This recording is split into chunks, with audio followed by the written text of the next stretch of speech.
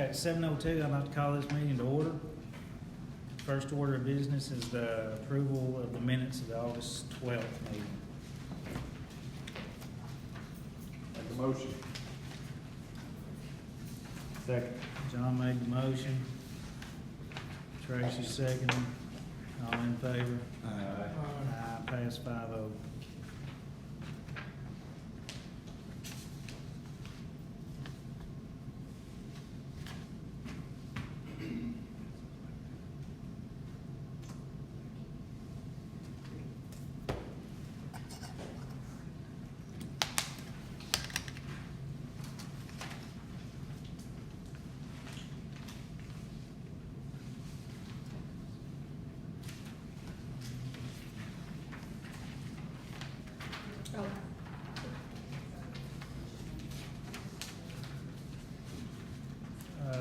Next order of business is financial reports.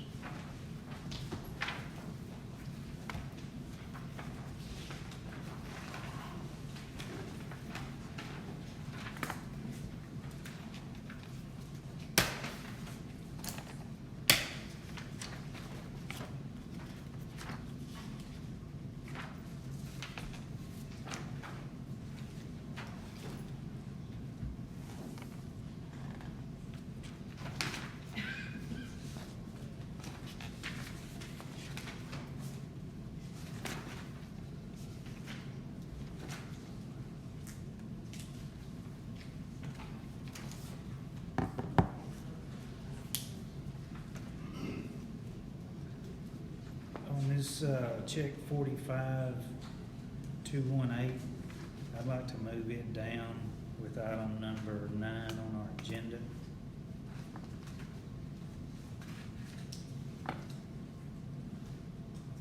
It's page 5. Yes.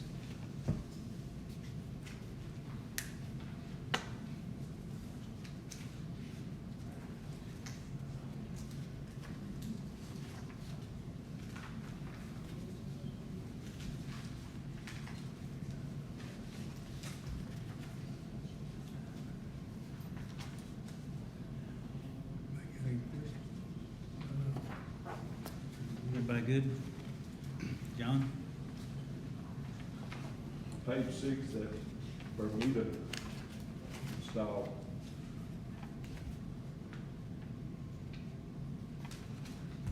Where did that go? Page Right 6, here. Jones Grass. It would be on the fields. Football, baseball? Well, it would be on the football, it would be on the baseball softball field, because they did have that Bermuda. Where it went. Yes. Bermuda. Yeah, that's where it went.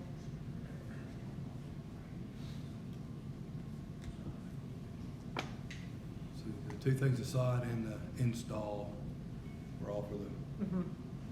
okay. Yeah, we had to key the installation separate.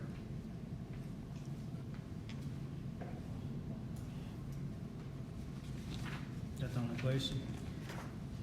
On page 16, the only thing I would like to, when I was reviewing these, I'd ask for that to be journaled from the, instead of paying it from the building fund, the installation to be paid from 2000.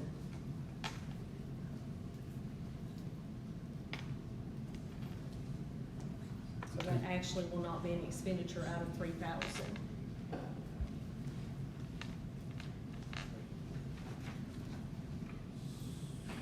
So how do we change that? Well, she just basically credits that object, that account number, the 16 digits there, and she will debit it for 2,047.20. Everything will be the same except from Fund 3,000, building fund will be from Fund 2,000, operating.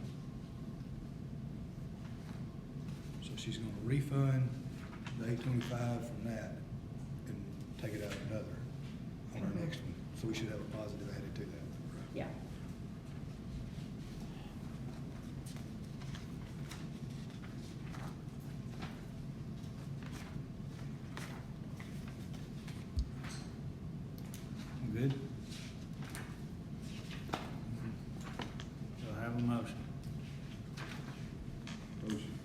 a motion? Second. Tracy made a second. All in favor? Pass 5-0. And that's all but 452, check 45218. Correct. Okay, financial report. The end of August 2019, we have a operating balance of a little over 2 million. Want to notice your beginning balance.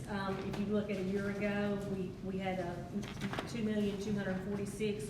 We're a little bit less than that, but if you look at your beginning balance in district operating, we actually started with a greater amount the year before, and we were up just a little bit in revenue.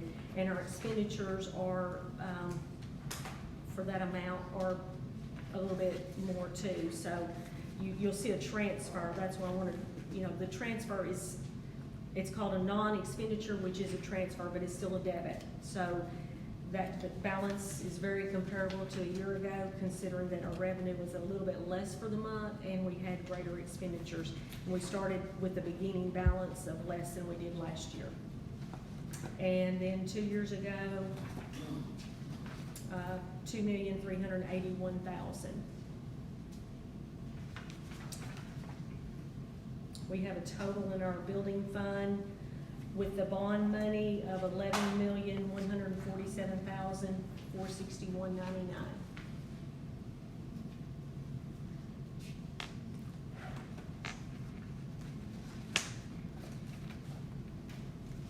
We submitted budget today, so giving you a percent of where we're at on the budget. That is actually not uploaded until tonight, so I can't give you where we're at percent-wise. There was a report of how much the expenditures were and the revenue was for the month, but there's not a beginning balance to compare it to. So you just have your totals with no beginning balance. We will have all of that this next month now that we submitted budget.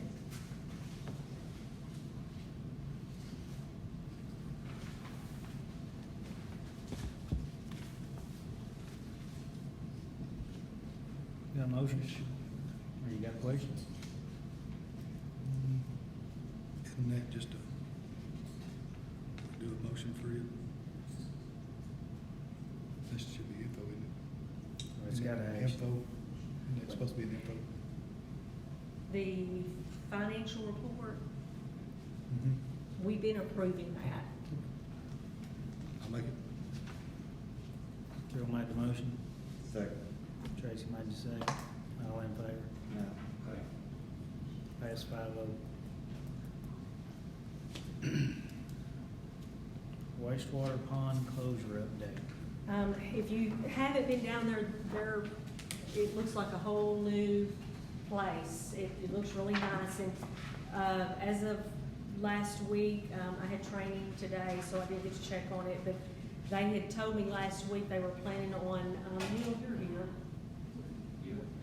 Did they, by chance, did you see any of them today? Are they still thinking they're gonna get finished this week? I doubt it because of the rain. I'm Okay. sure it's gonna be too wet. Okay, because their goal was to finish this week.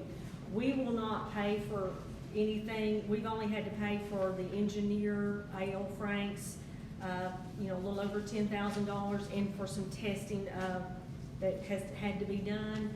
So what the process will be was with the wastewater treatment plant, Jason will come down, Mr. Haley, and Haley, he'll come down and he'll inspect. We'll look over everything together, and then once we're satisfied that the job is completed as it was bid out, then we will pay them the amount that they bid. So we do have that expenditure to come out of the building fund. So it's still in there currently, right? Yes, it is still in there currently. It has not been paid, and that's the only thing that I plan on coming out of the building fund, except for any expenditures that we have for the project, the partnership project we have that will start in late spring. And that's gonna be, how much of a hit was that? Do you remember? The partnership project? No, the sewer pond. Yes, the bid was for the closure, 157,566.88.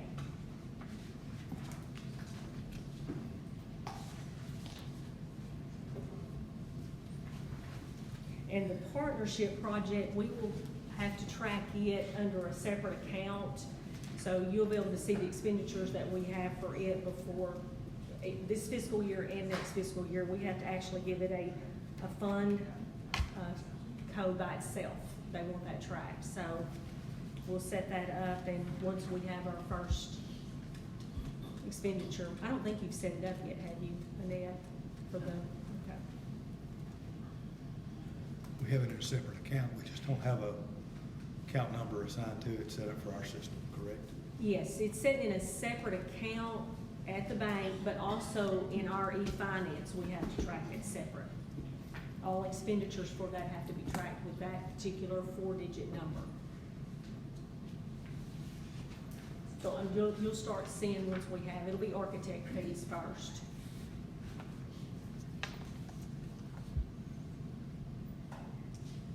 Any questions? Next item is school resource officer vehicle insurance update. Yes, we did do a check with our insurance, ASBA, for just to give us a breakdown of what that particular item would be, and it was 400, I'm trying to put that, Judy gave it to me. 444. Yeah, it's in there, in the pack, $444 and some change. And,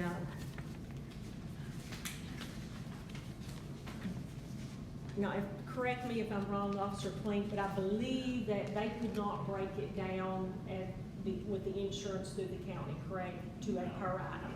But that's how much it would be. We have signed the lease agreement and have proceeded on with that. That's if we did it, but we're not paying the insurance. Right, I correct? just wanted y'all to know, because I had said I would find out, because I didn't know what it was as an individual item. Is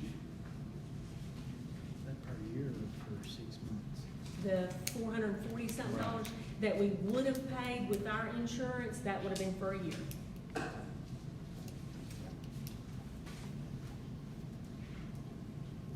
Next item is sponsor travel.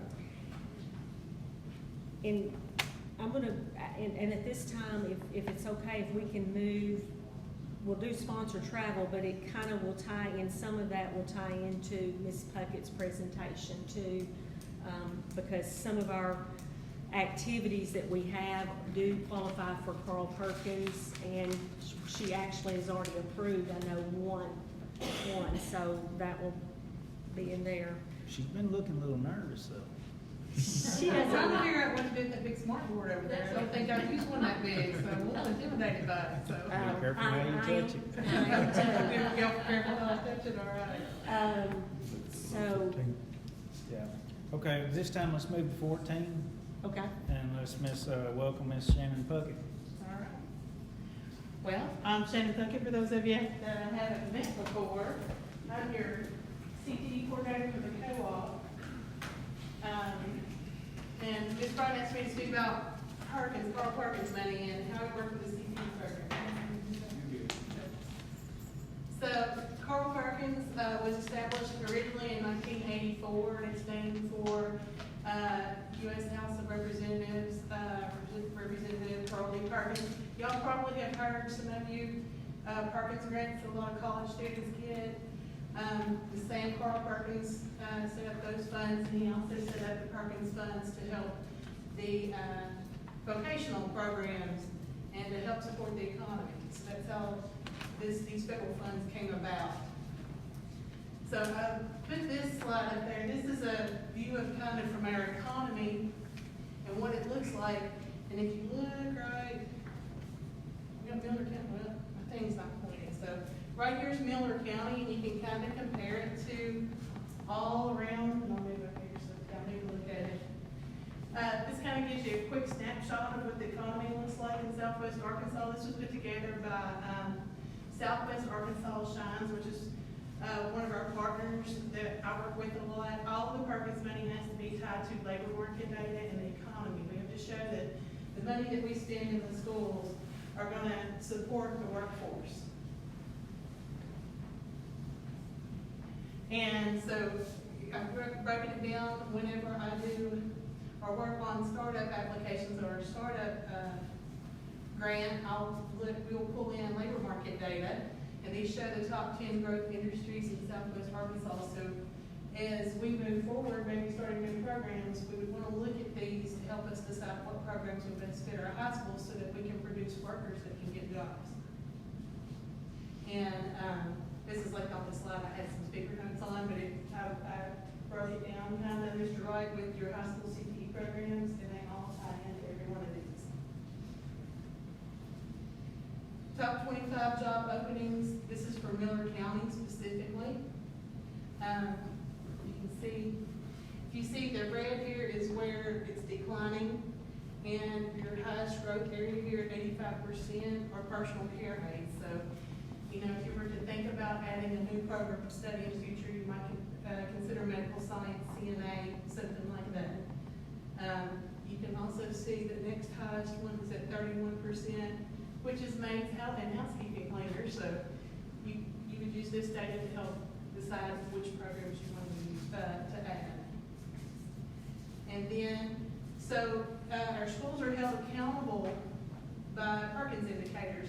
They're kind of like your ACT Aspire scores, and that's part of these indicators. But with the state and the federal government look at these things, these indicators right here: academic attainment in reading language arts, academic attainment in mathematics, technical skill attainment, secondary school completion, student graduation rate, secondary placement, non-traditional participation, and non-traditional completion. So the areas in red, this is collectively for the co-op area, the Perkins Consortia. And they take all of the ACT Aspire scores and all the data that I report for the schools each year to kind of come up with your targets and your achievement. So the areas in red are areas where we need to improve. And when you're in improvement plan year 2, you're like at the top with literacy, I have to make sure we allocate at least 10% of your Perkins funds to that to try to get your literacy scores up through your CTE courses. Okay, so some of your allowable Perkins costs. You can use Perkins for CTE teacher, counselor, administrator, PD, but it cannot count for the required PD hours. So if they want a certain workshop or something that they're taking to count, then we cannot apply Perkins for those. Let me ask you a question on that, Okay. because after you had said this, I had that thought. Is that the 36 only, so the 60, or is it the 60 also? You know, 36, it has to be the state, and then 60 if you're contracted with the school district. So whatever the state mandates is what it is. So anything in that above 36 could be then? Right. Okay. So that kind of we brought down, anything that is the state mandates Perkins cannot be used for. It has to be above and beyond supplemental. Supplemental curriculum and software, industry certifications, and you're gonna hear me talk about that here in just a minute because Perkins is changing. And I'll give you a real quick crash course on how this is gonna change with our industry certifications for our students. We want to graduate students that can go into the workforce that can be paid at a higher wage. And Genoa's already doing that with their OSHA 10 and some of their other certifications. I'll get a slide on that later too, just specifically for your school. But this is a big part of how the spending of the Perkins money is going to change with the new law. Again, I said anything that's above and beyond equipment. So the state requires that you have minimum equipment to maintain these. It's like the school's commitment to maintain these CTE programs. And so if one of your CTE teachers wants something above and beyond to teach a kid, maybe for an industry certification, or to train them for better technical skills, then that's where we can apply Perkins to get a big dollar item of We can also use it for career days, so I know that Ms. Morgan and we've talked about doing another career day at the high school. We could use some of your Perkins funds, maybe to bring in a speaker or to buy supplemental materials to give the kids on that day. And and then I forgot to put our completer recognition events. I've gotten a lot of emails talking about CTE signing days, and CTE being just as important as athletics for a signing day. So if a kid signs to go to technical college, we can hold a signing day and use Perkins funds to promote that.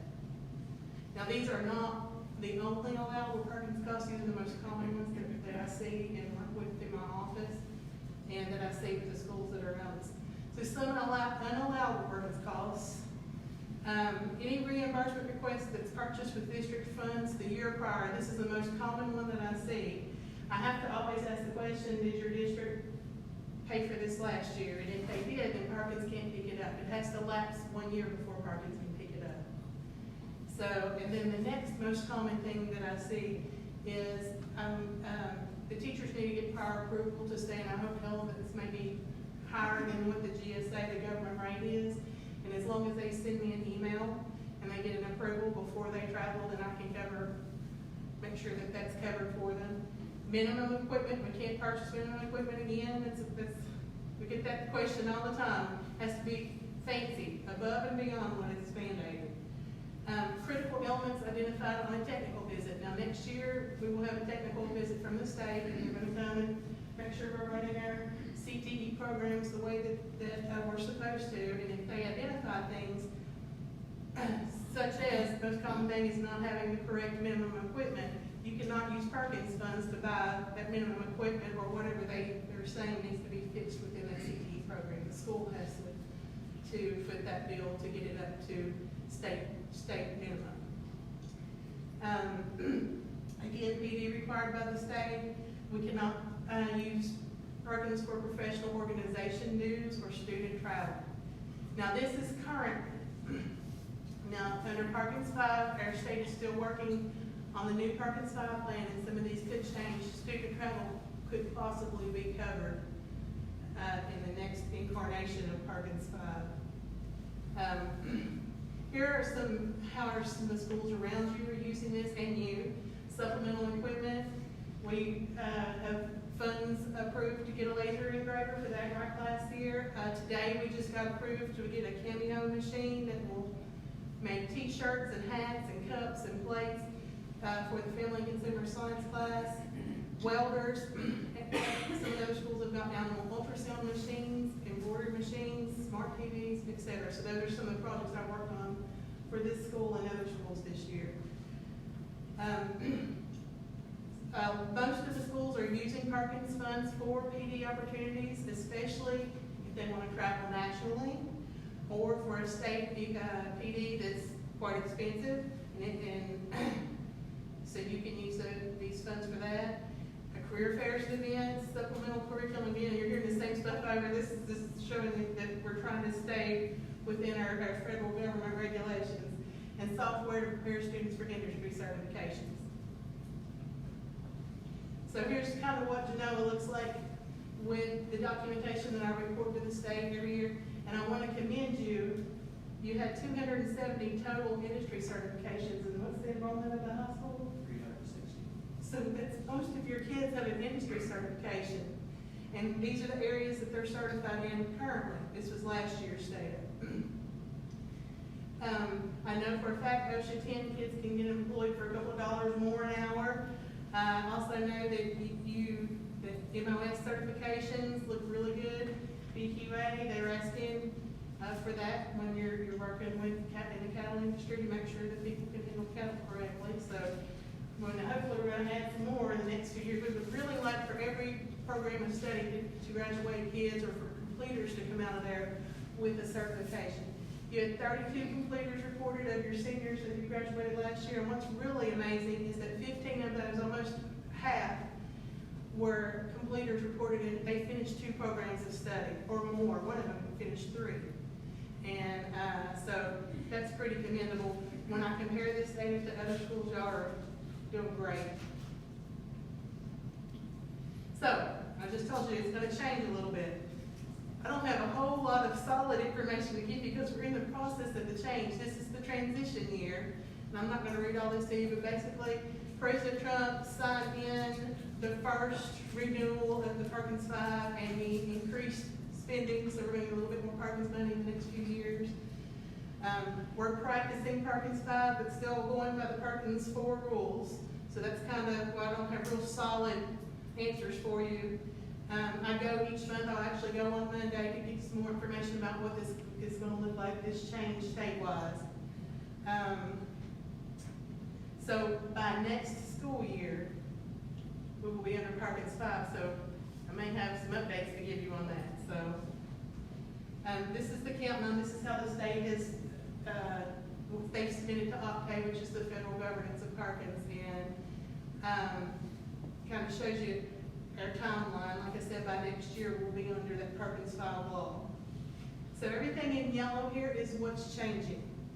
So your concentrator is gonna have to take, or your completer is gonna have to take 3 sequential CTE courses. So that, and how that's gonna affect this school is that they're gonna have to be in order. So you're gonna have I'm gonna use a survey of agri class, and then you're gonna take an animal science 1 or an animal science 2, and they're gonna be labeled like that. So that's gonna make it a little harder on the smaller schools scheduling wise, but I'm here to help you with that and see what we can do to solve it and meet all the criteria we have to. Every dollar has to be linked to labor market data, and all the CTE programs, which I think this is great, but it's gonna be hard to do, they have to show multiple entry and exit points, and what that means is, if you're in Miss Lee's veterinary science class, if you leave, you should be able to graduate with an industry certification to go work. But you should also be ready to go to a technical school or even a 4-year college. So we want to make sure that everything meshes really well to where it makes it easier on our students to earn more money or to go directly into the workforce or to get more training. And then again, we have not done a great job in the past of really planning for special populations. And that's a broad definition, and the HESA, we go by the HESA definition, so this could be your homeless students. This could be students of military that's stationed away from the United States. So that's what we're gonna be focused on, is making it easier for these kids that have had a hard time to finish these programs. And then all your Perkins dollars, this is the big thing that's coming in next that I'm gonna work with the school in the next few months. As soon as I get a template for it, so we're gonna write a needs assessment that shows our labor market data and why our programs of study align with that, and why if we wanna write a new program of study like we did with Mr. Whitehead's construction tech, where we got the $55,000 last year, why it makes sense and we make a valid argument for putting in a new program. And these are the things that have to be on it. And so some of these bullets are how I work with the schools. I can help manage the funds. I check to make sure we're following federal law.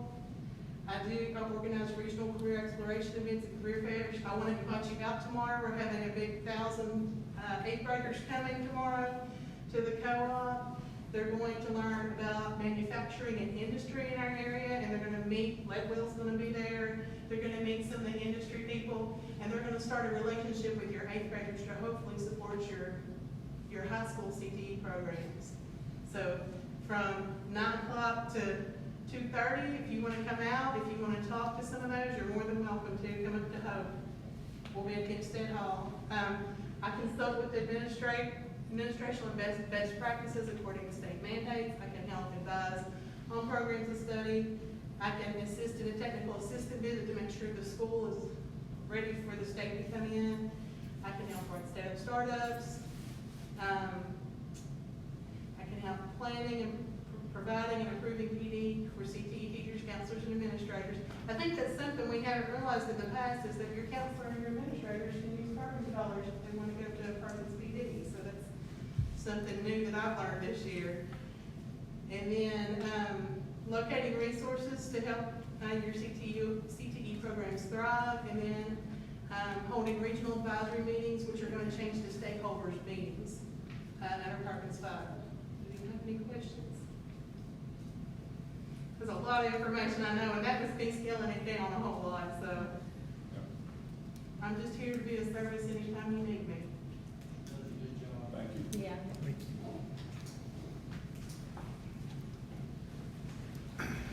you for that, Ms. Puckett. Yes, good job.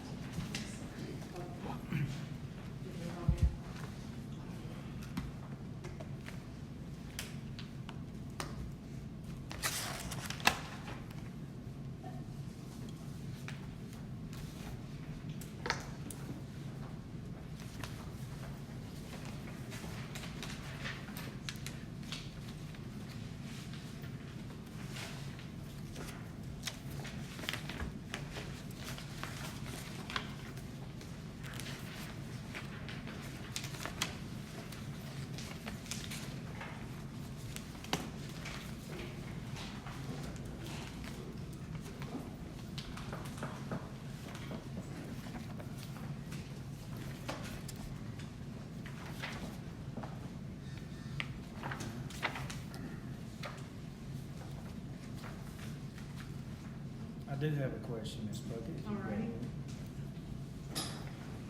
will. You use these funds to help us buy equipment that we need, or sources that we need, or to train our teachers.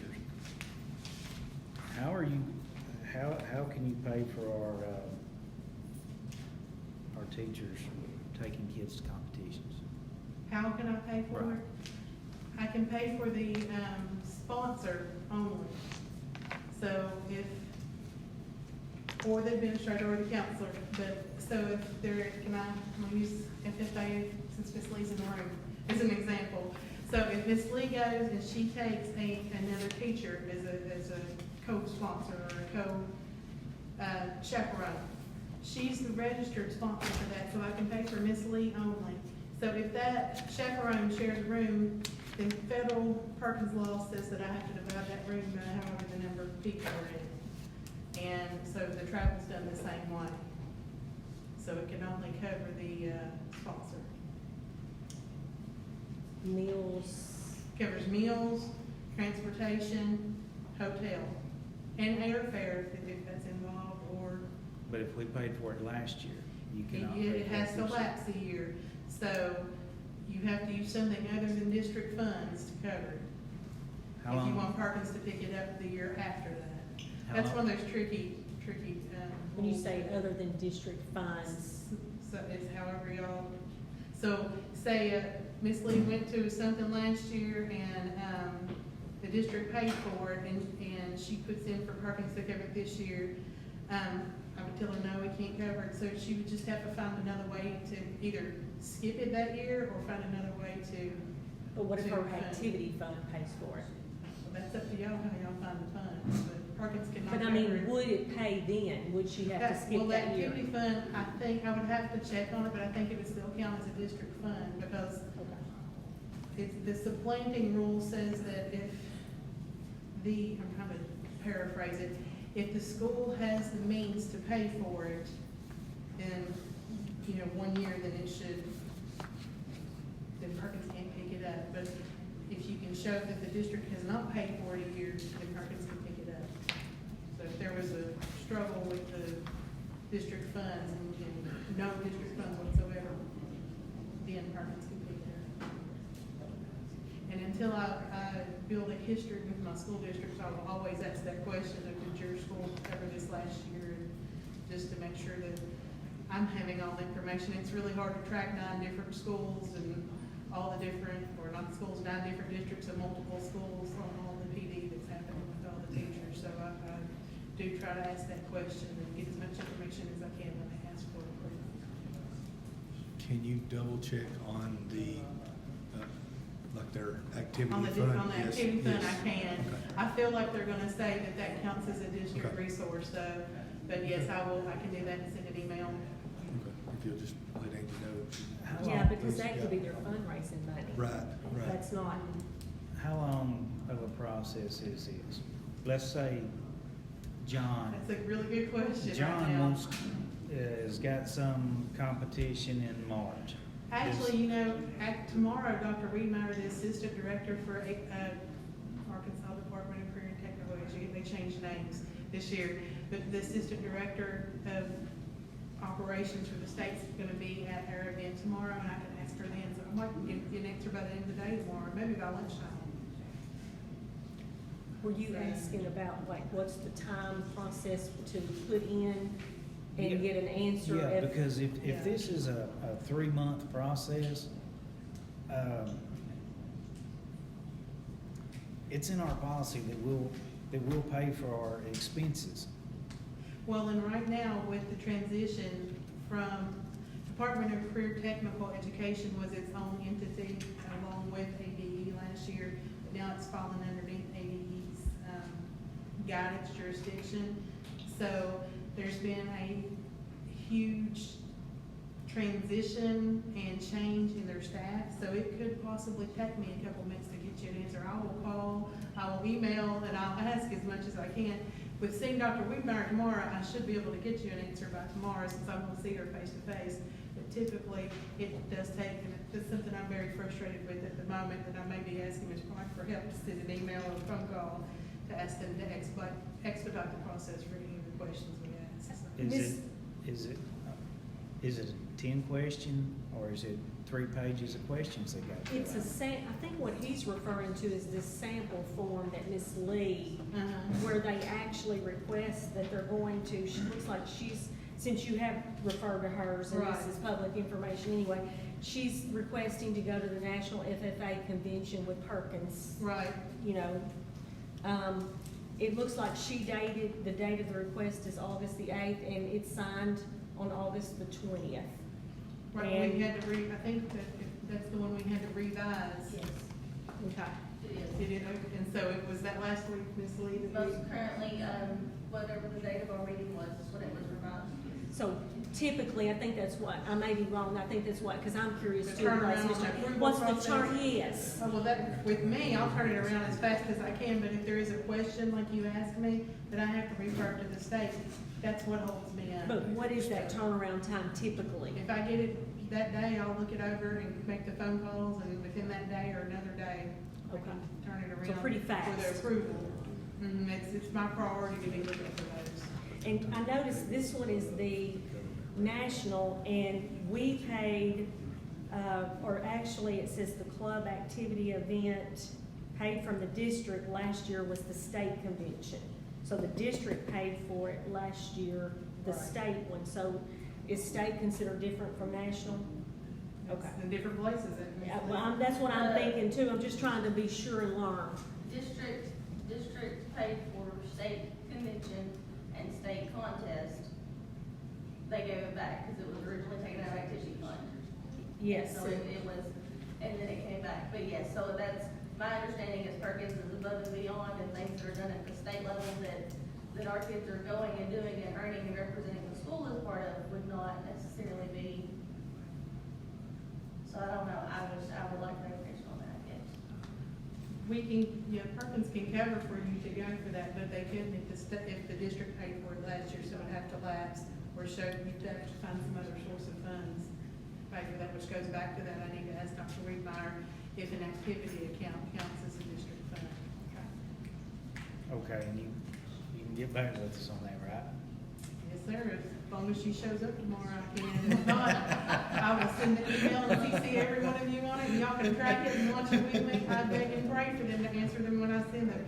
Last year, before everything changed, I could get an answer within a couple of days, but where they're just so short-staffed, it's just, I'm calling, they're not returning my calls, and it's a statewide issue, it's not just with our co-op, and that's, I'm getting ready to plead to my superintendents if they would please send a letter to tell them to do better with their communications.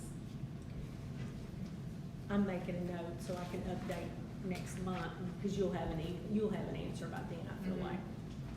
I hope to have it, like I say, by lunchtime tomorrow, because I'm gonna sit with her most of the day, and I'll just be able to ask her right then. Okay. We'll, be waiting to hear from you. Any questions? Until then, we're gonna follow policy, correct? We're gonna pay like what we need to be paid, what the policy says. Right or wrong? our policy says we'll pay. Okay, that's what we're gonna do. For If we- PD or which policy? Mrs. Posey, will you pull up those policies? Uh, 3.20, Yeah, I just had it, but I don't know where I put it. I've got it right here. Didn't it And she's say, gonna pull it up. 3.20, certified personnel reimbursement of travel expenses. Duties of attending workshops or other employment-related functions. This is for, Sorry, I don't know why it's doing that. the last guy that was touching it, it was going that's crazy. 3.2. I'm getting there, I'm sorry. I'm I made sorry, it so okay, I big. just wanna make No, sure. it was me, I made it so big I couldn't read it. Okay. 3. 1, 2. Sorry. Somebody closed this one while I think I closed it, so. Doesn't it say job related? Well, it says attending workshops or other employment-related functions provided that prior written approval. Job-related would be their, Employment rating. whatever's to me. do their job, And- yes. And if it's, For example, JAG is a class, that's their job. okay, and if they go off, if they have overnight travel or something employment related, we would pay their expenses. But now if it was not employee related or extravagant expense, we would not pay for it. So then we'll need to start paying for our other activities then. If it's job related, I think we have to according to our policy, or employment related. I would like, if, it'll be up to y'all, I'll do whatever you wanna do. This has always been in the case of, I've worked under 2 superintendents as federal programs and in central office. This has always been for PD. PD training only, not for a coach carrying a softball team and being gone for a week. But I mean, we can get, whatever, however we want to Yep. get it clarified. Can I add something, I mean, this is not about your policy, but where you're saying about PD, Perkins covers for PD only events. We have to be able to prove with an agenda, it's one of the documentations I have to send in, is that teacher's either at a workshop or at a meeting with other sponsors, like where they're having a planning meeting, whether that be statewide or nationwide. That's a PD, it's like a PLC meeting, kind of what we're doing and how to stay on top of things. So Perkins has to define that it's a PD too. Before, It states Before that you in can ours pay for too. it. Yes, I have to define it as a PD before it, because if it's just a, like, we've had some trouble with the state show, like Ms. Lee was saying, they don't typically, I think they're changing it this year, but they don't typically have an agenda that shows that those ag teachers actually had a meeting. And so then Perkins can be applied to that, because I have to have an agenda, and next year I'm gonna have to have a certificate of participation. so tied you're to my- paying for that, saying it's professional development. If an agenda is available that I can prove it with, because I have to turn that into the federal government. And in our I work with policy- auditors directly to check those things. Yeah, ours do so- too. Ours do too. Jennifer's here. She can tell you they spot check some. They always want to see an agenda. But it does say, that you have to have proper documentation establishing date and time, place, and purpose of the travel must be submitted along with the receipt. It does state further in here, the type of documentation you're looking for, and it's the agenda, that there was a meeting that you went to attend for that.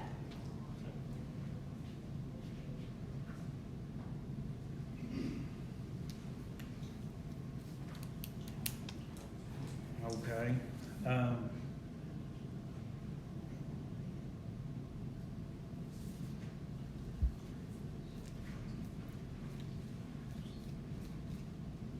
What do y'all think? Public policy and pay them. What else can we do? Change the policy. there's not an understanding on exactly what the policy says. Policy says we pay. Doesn't it? Isn't that what it says, we pay them? If it's related to, their duties of their job, so, Exactly right. for example, I'm thinking, okay, FBLA, and help me, because I went to computer tech and I never carried groups of kids. So when I was under the umbrella of my deal, I went to PD only. That was it. We didn't have student. But then when you have clubs, you end up having students that Right. accompany you to these trainings. You take the kids to compete or to be trained in something, but you would still, Perkins, I would still have to be able to have an agenda showing that that teacher had some kind of training there. The same as your policy says, it would be the same documentation that I would use for that. And we've always paid when we've had that, because the auditor asked for it. But I think the thing here is what are we considering job duties? Well, if we're doing that, then we're gonna have these other clubs that are going to be going, to, indoor track meet, chili pepper cross country, basketball camp, cheer competition. We had East Conference, Hot Springs, So when we go to the chili pepper, the coach has to pay his own room? out of his activity fund. But Yes. don't we supplement his activity fund with a budget every year? Out of the activity fund of athletics. It comes from one activity fund to go to another activity fund.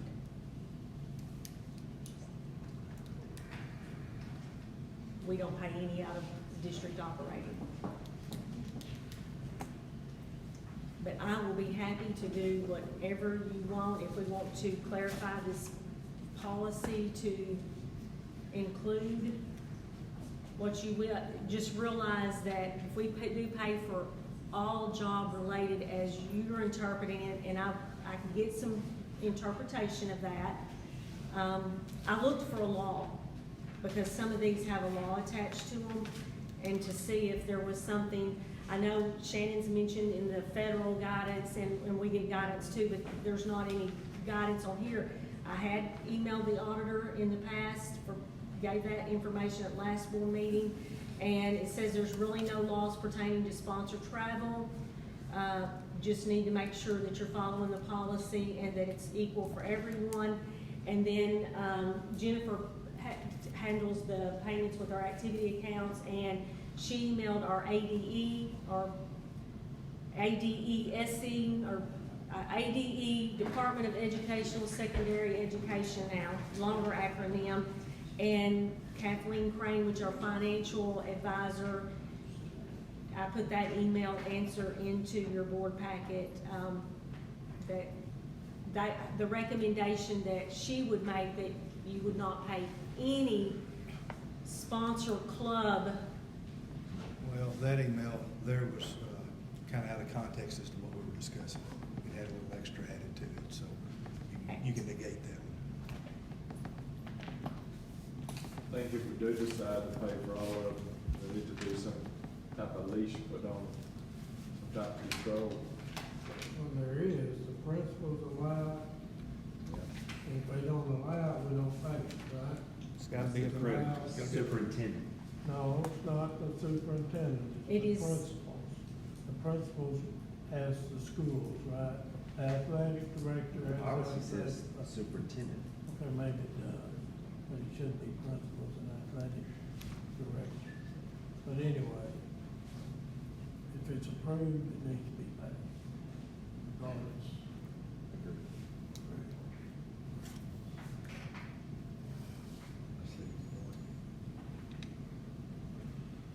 Is that how y'all interpret 3.2?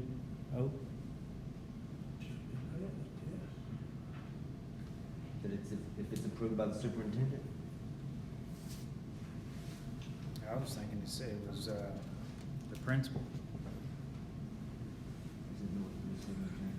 It says superintendent, principal, or other immediate supervision with authority to make school approvals, because Debbie would be one of those that would be falling in that category because she's not labeled there, but she is over to where she does make approvals on some travel. Mr. Wright, you approve travel now? I do. Have you messed up real bad? Yes, so. Just asking, you don't think so? I don't think so. If you don't think so, then I don't think so. Oh, come on. Good answer,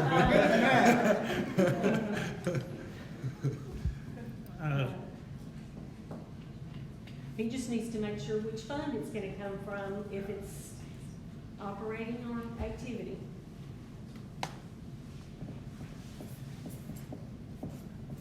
You want to modify this or leave it like it is? What would we do to modify it? The only thing you do to modify it is if you wanted the principal to approve it, you'd say principal and, Well, it says principal, whoever, Yeah, it says, So employee the seeks principal- reimbursement.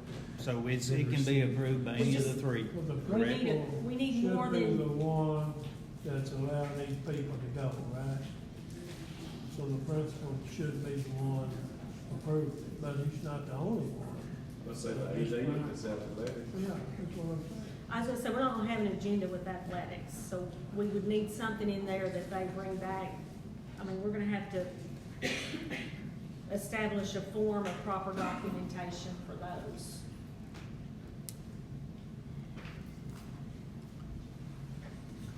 Pay 4 coaches to a room.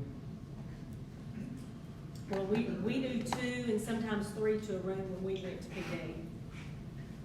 We've had 3 in a room, but, and I know coaches do at least 2 to a room, or they should, but if they're using their, How they do it. when they've used their activity fund, they felt like if that was funds raised, see, that's where you're gonna get into the,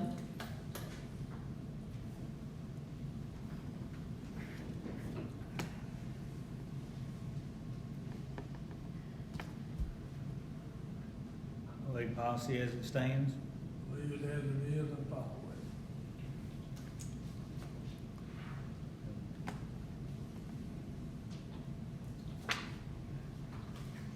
You think we should put a clarification note?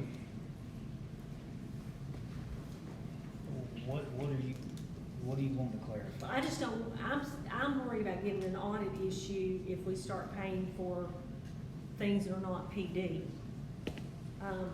But I can email Ms. Clay, as I had did in the past, and just said, what's gonna be documentation, for when they come back and we're paying for this out of district, and, what are we requiring to reimburse them for their travel expenses? Since it will not be an agenda, it'll be just, we went up there and we even had a rain delay and we stayed 2 extra nights. And,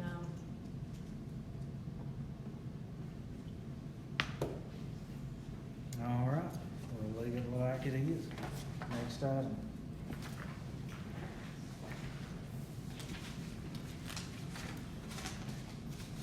Mr. Whitehead. He's next on the list.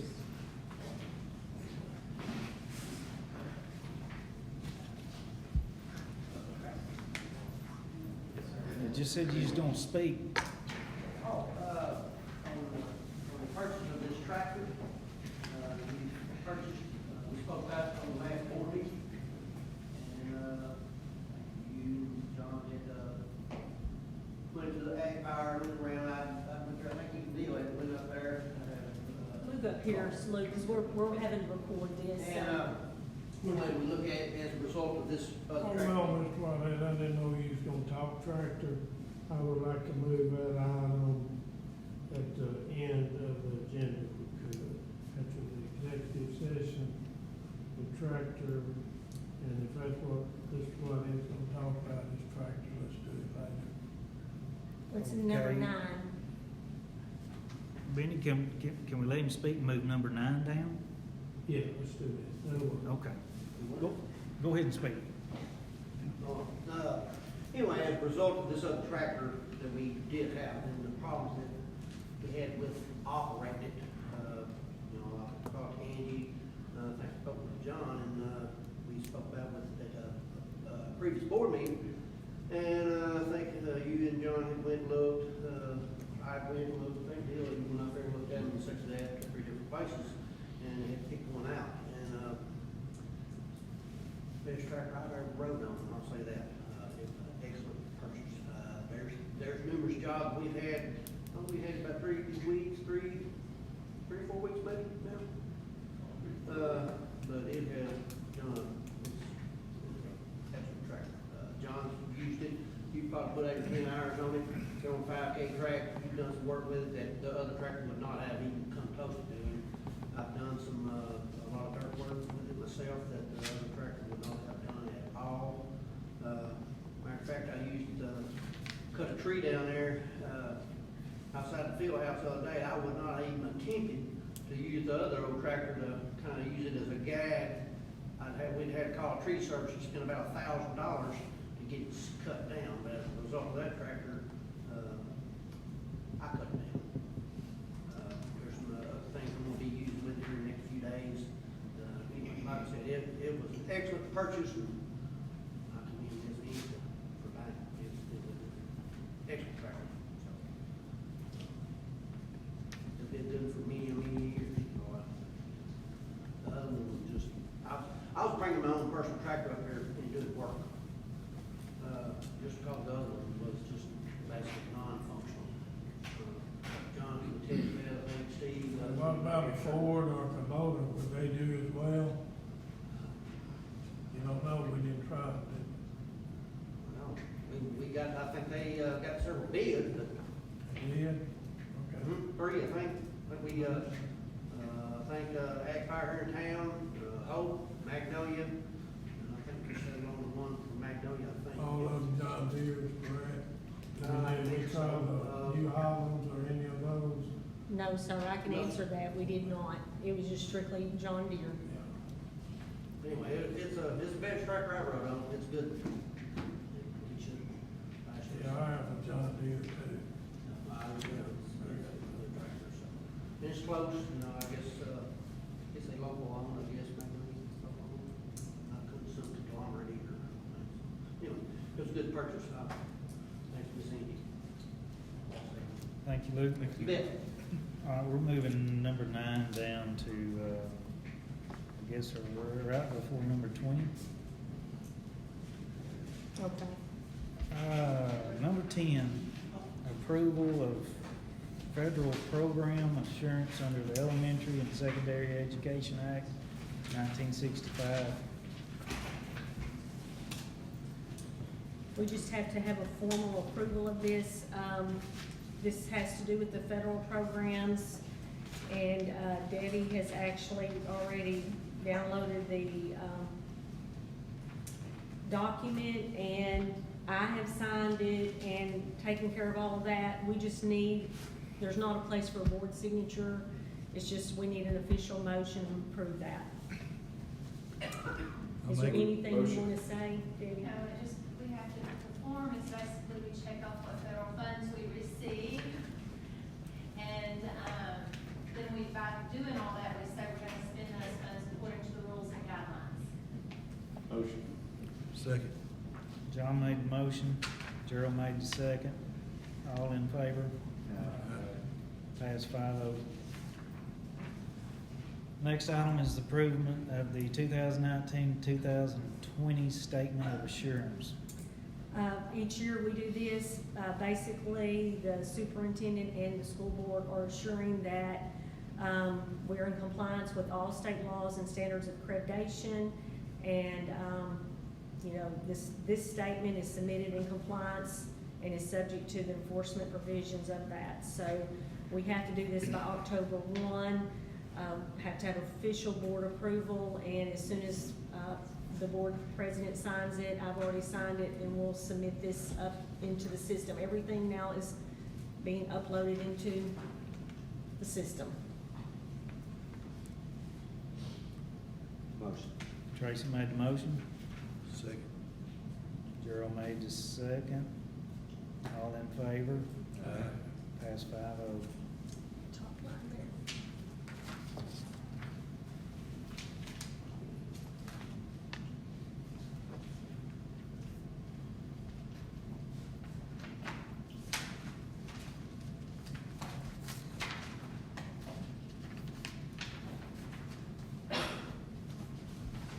Item number 12, approve the Act 1120 5% salary resolution. Any questions you had about any of those that were 5% or greater, we put a reason. And remember that, a reminder, because it's always, you're comparing the year we just completed salary to the year before that. They all look legitimate to me. Look for them today.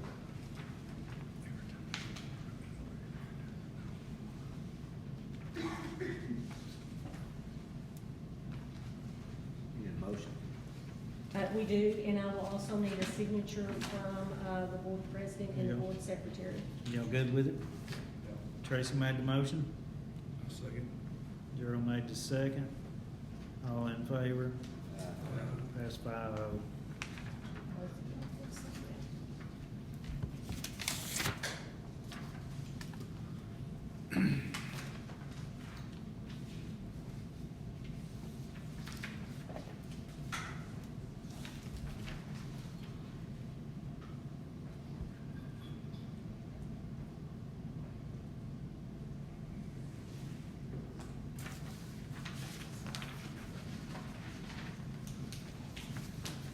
Next item is approve the budget for the 2019-2020 year. Okay, you all have a copy of that. That was even fine. We just show a beginning cash balance of, in all your funds, 1,000. You don't begin with anything. We budget the revenue, and then the expenditures. In most cases, these are gonna equal. In not all cases, for example, the teacher salary fund, you're gonna only put in that what you spend, so that's why those two amounts. You'll see a duplicate on student growth because we have to pay all certified salary out of a fund that begins with a 1, but the money actually gets received in the fund 2. So you'll see some repetitiveness in that. But that's, the budget that we are submitting, or have submitted in the cycle report. We actually just all this information is pulled from our finance system and is uploaded in, and then we get an official, about 50 pages of the report once it is officially submitted. I do have some projects. I didn't want to budget anything out of the building fund since we're letting that balance accumulate. And I do have some projects that I did budget out of the Fund 2000. We do need some, I got a better list. Let me find my actual project list. For one, we've been approved for air conditioning in the old gym, and we're just waiting on funding. Our facilities consultant told me that we would not find out any sooner than as we do on our other project. It'll be late April at the earliest. The May 1 is the deadline, but we usually will find out 2 weeks early. So that is a project that I have budgeted for with what would be our partner amount on that. Mark Bailey is consulting with the construction manager. I went high just on that to more than I knew it would be, just to be on the safe side till he gets that number. I checked my email today to see if he got that number to me. Another project. What'd you budget for that? I budgeted $100,000. I really think Mark told me it'd be less than that when he discussed it in the past when we submitted that project. That's been a couple of years ago, and he wanted to get a better number. And I checked just as late as 5:30 this evening to see if he had gotten that back to me. Another project is, elementary is needing some more playground equipment, wanting to pour some concrete slabs for basketball playing, and, they're already playing basketball there, but they would like to have that. And middle school, that would help middle school out also, so I've budgeted that and have that as a project. Then we need, an awning like what we had Which at the. was it? Oh, I budgeted 30,000, cause, he's got a healthy activity fund, and he said he would go in half with me on that playground equipment, Who? Mr. Dickinson. Cause he's built that up, and with their fundraisers for playground equipment. High school, awning and tables, under that, you know, as we have at the middle school, they definitely need that, and so that would be a project that I would like to, once, now that the budget is submitted, be able to look where we're at percentage-wise, and, this would be one of my higher priority, if with y'all, your approval, I would come back to y'all with bids on this, but I'm just saying, I put some money there in case we go that route, and, I put 35,000 for that. We have, there was one of the board members had mentioned needing some awnings for our buses. So, Neil got a bid for that, and I actually, when he brought it to me a couple of weeks ago, I told him I thought he might need to think about bigger, because he was just covering the current buses we have, and I wanted us to think it would probably be cheaper to get it done and go ahead and plan for a few extra, or to get them all under there, because he wasn't even covering that. And so his bid was in the high 50s, and I put 65,000 on that. That's not a high priority. I don't have that that would be later in the spring to see where we're at. Also, a project we're gonna talk about later that I have as an item number 16, but it would also need budgeting, is we are in desperate need of a dressing room and locker area and weights, but definitely dressing and lockers for female athletes. And that would be an extension onto the field house. And I've been given an estimated amount on that of 35,000. That's the metal work and, you know, the concrete, because as you'll see, we'll talk about in number 16, construction tech would help with that project. I would like to put some bleachers, a set of bleachers big enough for our band, so that we could separate our band from at our football games. This would be later in the spring, that we would, you know, because by the time we would get it done, we're already through the football season. But when, you know, they had needed that when we've had some drizzle, the play keeps going on, but they have to put their equipment up and they can't cheer with and plus it gives us more fan space when we have the larger crowds. So you're talking about covered bleachers? Like a bleacher with an awning over. What I've seen at other schools is actually, I don't know that there's bleachers that come with it. It looked, what I've seen is like bleachers and then the awning's built over it. I would check into that. Like I said, these would just be projects that I put money in there, but nothing would happen until I came and got your approval. We also are looking at awnings. How much did I put on that one? 15,000. Aluminum bleachers? Yeah. We bought 2 sets last year that were just small sets that were not big, and, that's a lot more. I mean, they were not near that for the both of them. Would they be low or would they be high, elevation wise? I'll be honest, Nathan, I hadn't even thought about, I'd get the band input, I'd get his input on it.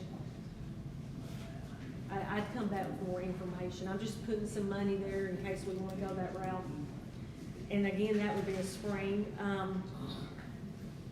The football, I already covered that one. The softball and the baseball awnings, where people sit, fans that watch the baseball games, it's 2 things. You're either gonna have the weather or you have the heat. So we've actually quoted awnings, but I would have to look at going a cheaper route, because it was very expensive last year, and that was why we didn't act on them. But I'm still getting a lot of community members telling me that they are sitting there burning up, and so we would like to do that. It would help with the balls too, but for that. I did budget a small bonus to be possibly in the spring. If it looked like that we could do that, it would be a spring and more like a summer check that they, right before they go home, that they would get if the budget permitted and allowed that. My goal would be to do some of these, if not all of these projects, the bonus, and still have money left to transfer to the building fund. But I'd have to monitor the budget. That's a wishful budget and projects. Can I add one on there? Yes. I know I spoke with middle school principal about securing the middle school, the back of it. Uh-huh. And, With the fence? Yes. And I think he was checking into that, weren't you, Mr. Tollett? The fence? I thought you had told me you were Yes. checking into that. I've also spoken to administration about that, and some of our projects need to wait till we get some security for our students done. Okay, and let me tell y'all that there's partnership money coming out for security. And I actually visited with, she had to do our master plan, which I'll be presenting to y'all at the next board meeting. Because you have to submit 2 years and deal, and I did ask her about those, because they had told us the new rules were going to allow schools to use money, get partnership money for technology and security. So that was one thing we want to keep in mind too, that, you know, we could get partner money, which I know that that's down the road, so. I feel like the conversations regarding the security of the high school and of the middle school have fallen on deaf ears. So I think it's time to get them secured up. So how do you? So however, number one, the fencing or something back there so people can't just walk in those doors. I know we got the doors on the front that are secure, but so anybody can walk down that hallway. Something here at the high school, somebody can walk through the front door, back door. We gotta figure something out. I mean, put a plan into place and let's look at it. But just, I mean, we can't just keep ignoring it. And I think that's more important than most of these other projects here. Okay. I would put it way over the bus shed. Yeah, I agree. Yeah, and the bus shed was last on my list for sure. Yeah. And one of the things they're gonna have to do at the high school is figure out how to get the students in where it's not wide open back here. I know they park all over the place, but they're still gonna have to find 1 or 2 points to come in. I mean, that's gonna have to be something that y'all gonna have to look at and figure out what's gonna be best to get them in here, where we have a little more controlled access here. It's wide open, we just can't do it anymore, not in today's society. We haven't printed it yet, but we need to print it. I'll make a motion to approve the budget for 19 and 20. I'll second. Benny made the motion, John made the second. All in favor? Okay. Pass 5-0. Okay, approval of the purchase services amount with Jason Terry to provide wastewater treatment operator service from September 1st, 2019 through August the 31st for a cost of $600 a month. Motion. Do you have any comments you want to make on that? No, it's just that it had expired, and I knew that he still has to, because until we have someone that gets qualified as this level 2, or class 2, I believe is what it's referred to, we have to have someone with that class 2, and that's Jason Terry. So, We're working on Steve and them getting there. Steve, part of it is just time of internship is what they call it. Got 2 or 3 years. don't you? I believe it is 24 months total. Motion. Do I have a motion? John made the motion. I'll second. Gerald made the second. All in favor? Pass 5-0.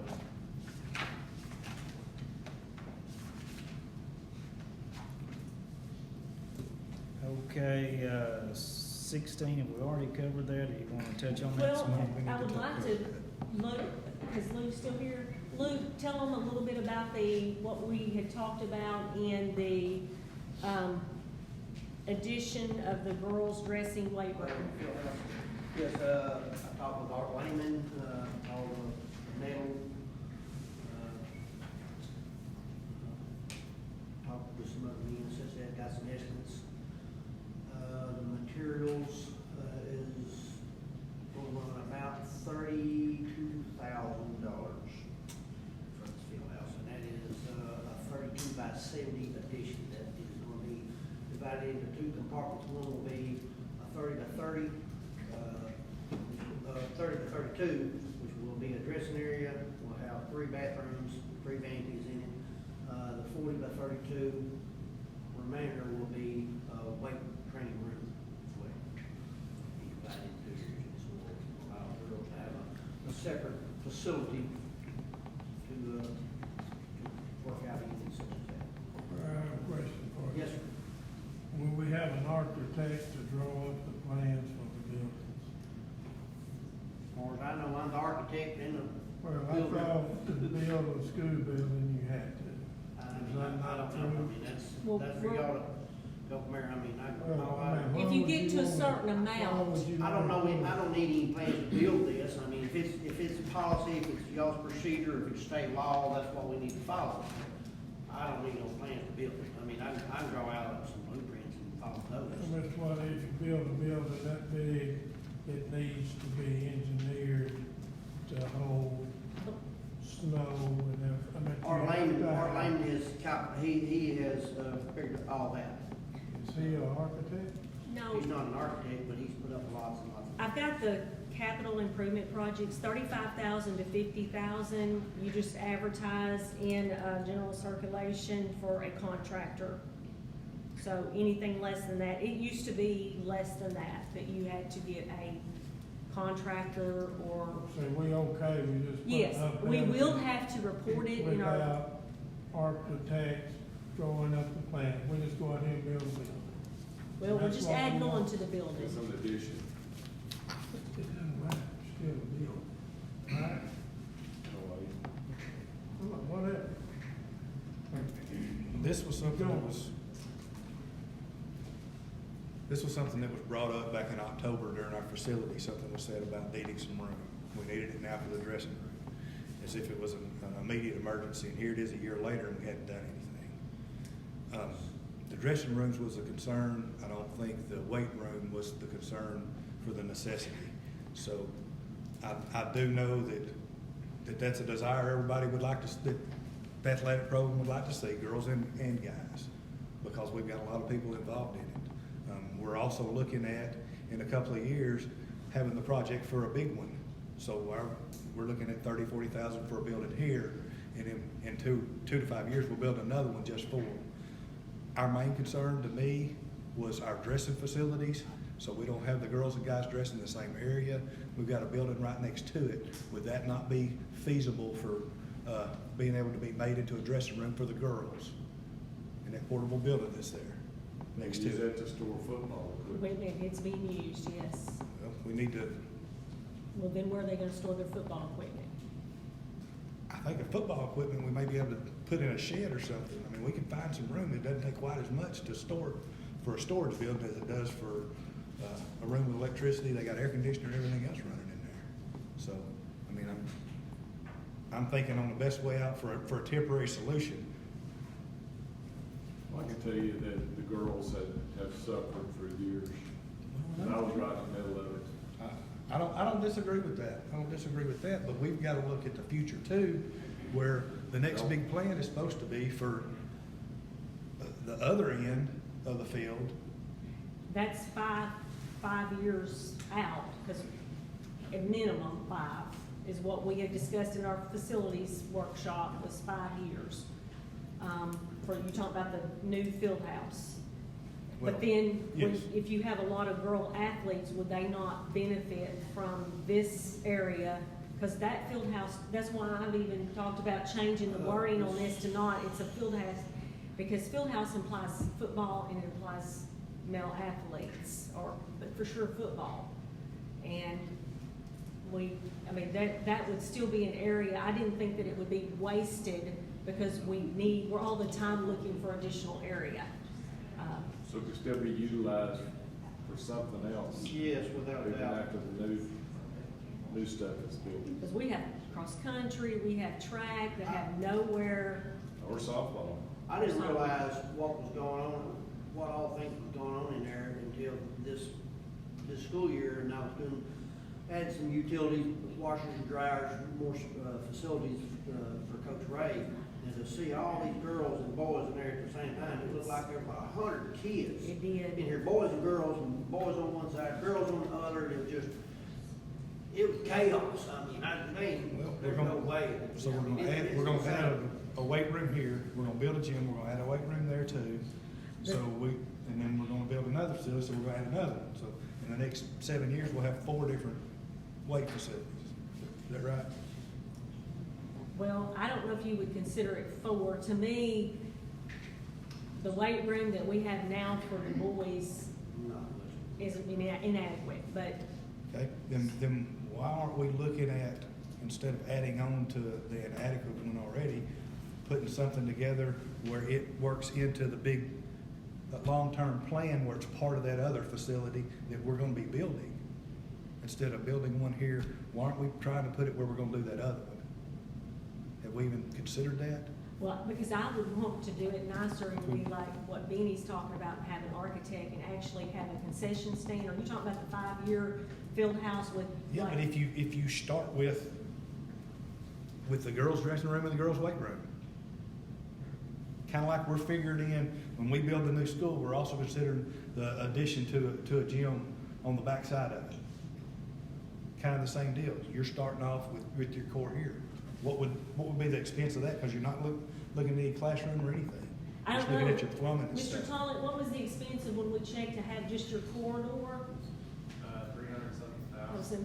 To have a corridor from the one building to the other, a corridor. And that was with Mark Bailey getting some figures.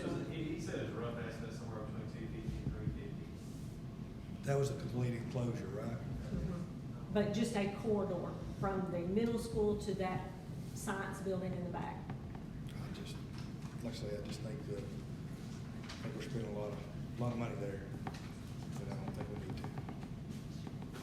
On your quote, you said this was the metal, it was 35,000. No, the metal was 18,000, $18,250. The floor material, the concrete, the plumbing, the electrical, the interior walls, all the plumbing, and all that, about 32,500. Okay, and That would be we gonna dirt hire, work, the whole thing. we gonna hire the 30 by 70 done, or you think you can do it? I done this. I can build that. That's a whole lot simpler than this.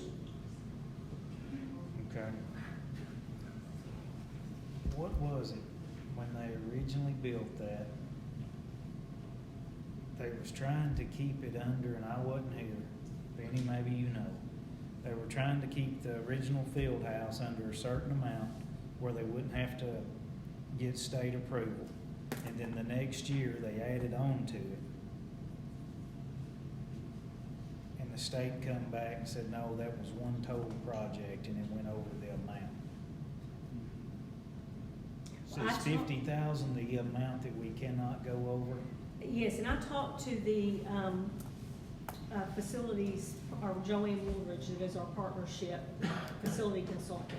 She knows, she talked about, I have to give her any planned projects whatsoever. So she's aware of the project being like this right here, being a construction tech.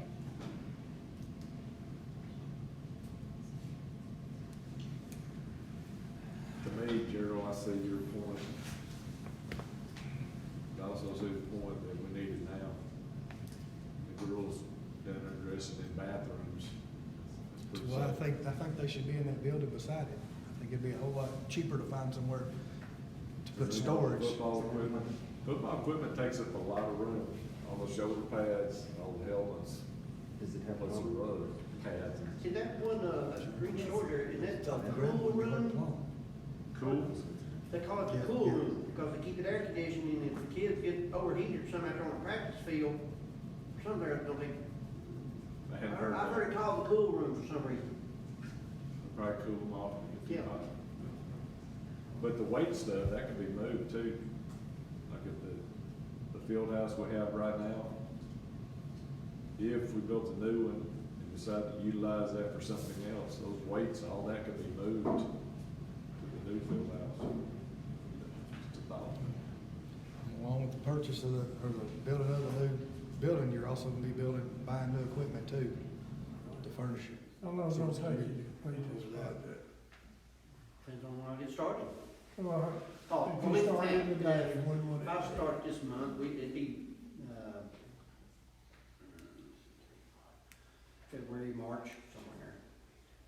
It's not that complex. What happens if And we like end I up said, going this over the job, you know, like I said, over the this 35,000? construction trade I just have program to I have, contact it's a good him. project for them, But he, for those students to learn as well.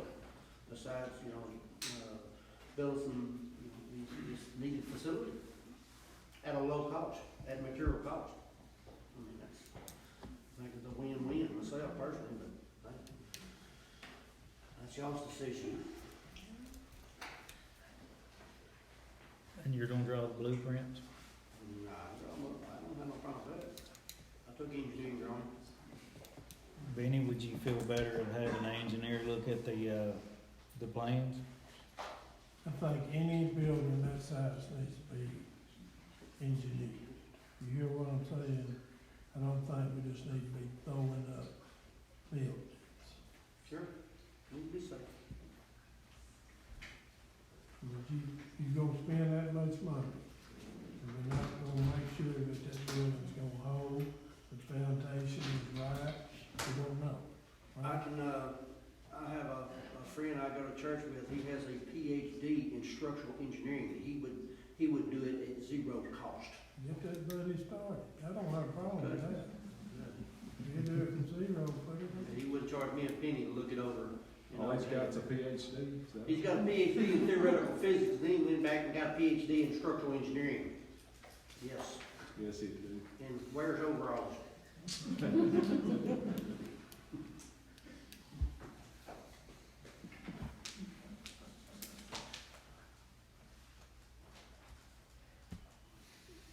do you want to make a motion with, then I check to double check the amount to be certain that if we were to go over, check to see, that's a concern, and if we have an engineer look at it, in other words, you make that limit on that? Does anybody, Start getting close, just leasing 10 off. Well, they'll finally catch up with you. Eventually, those folks not that, Make a motion that we table item 16 and allow Luke to do the blueprints and get it approved structurally, and allow Angie time to check on if we go over the estimated amount. okay. And no, I haven't know that estimated amount. Well, We didn't think this would cost us as much either.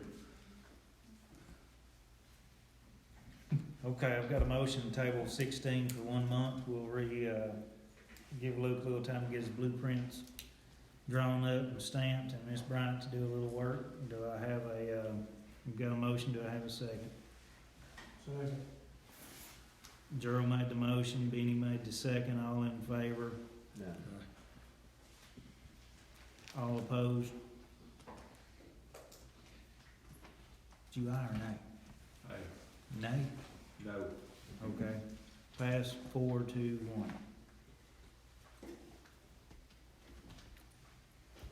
All right, the next item is, let's talk about staff in the cafeteria and their staff.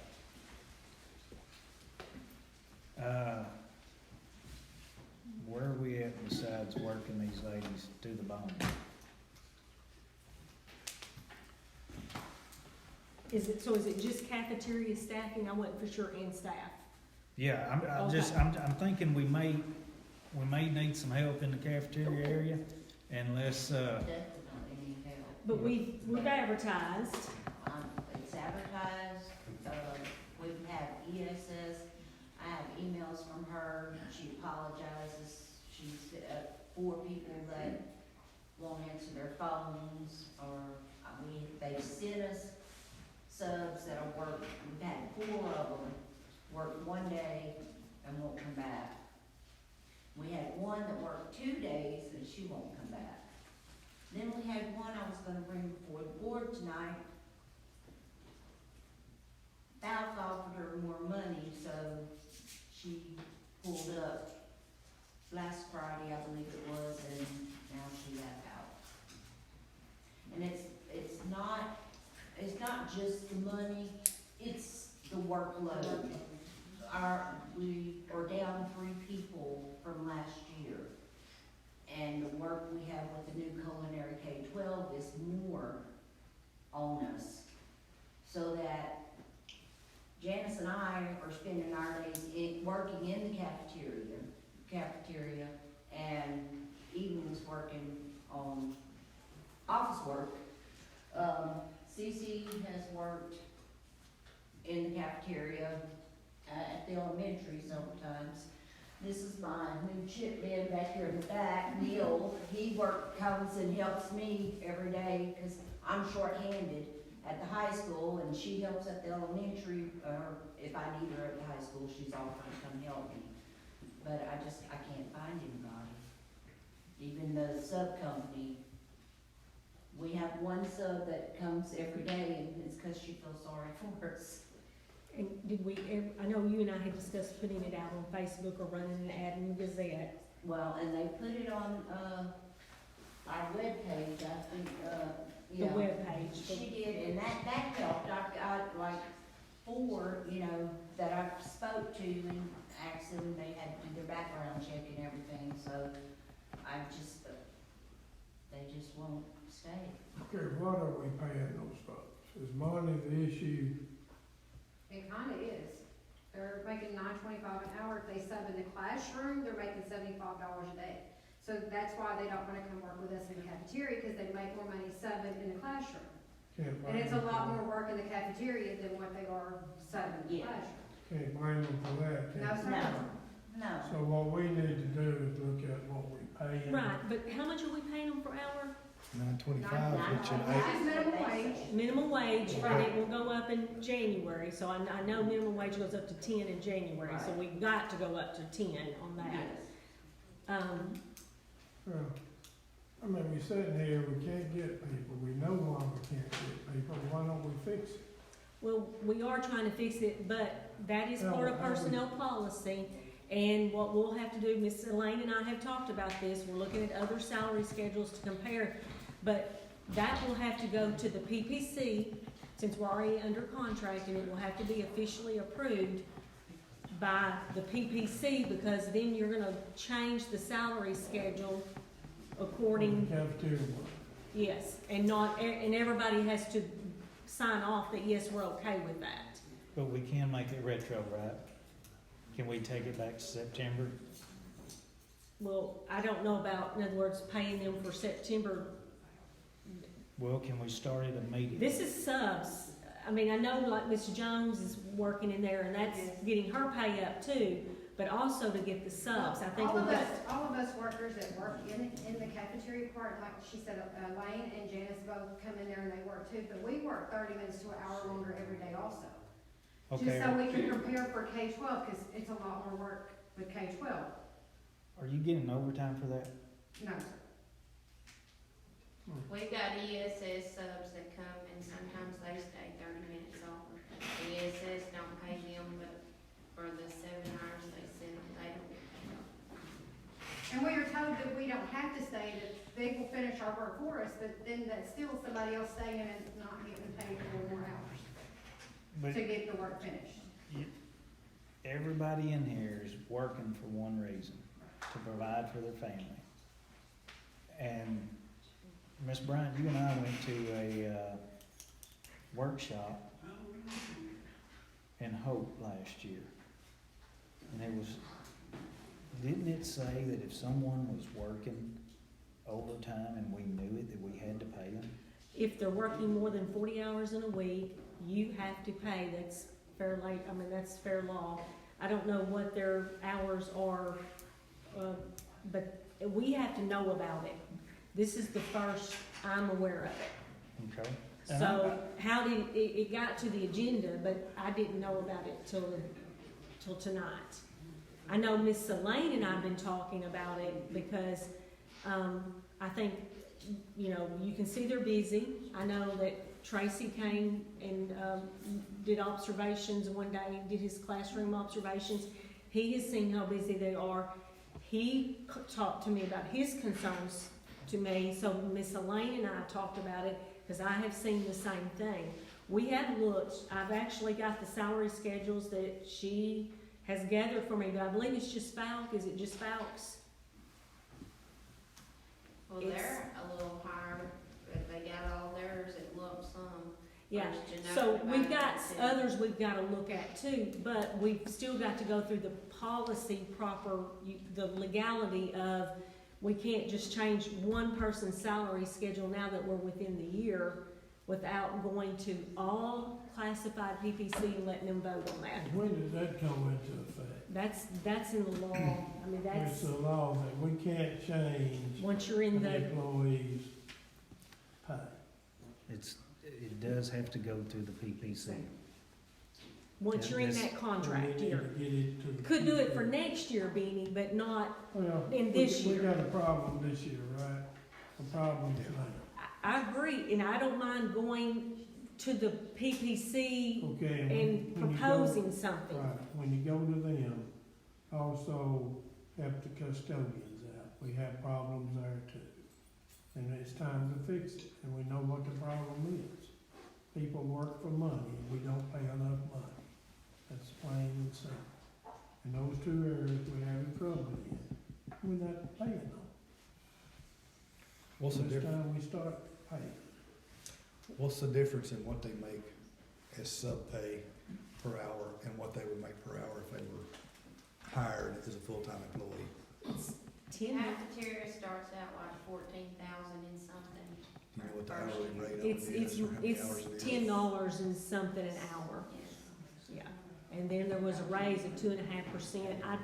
I don't know that hourly wage after the raise, but it's the ESS sub that's the lower, because they're paying the minimum wage, and that's something I can talk to them about. That doesn't have to be approved by our PPC.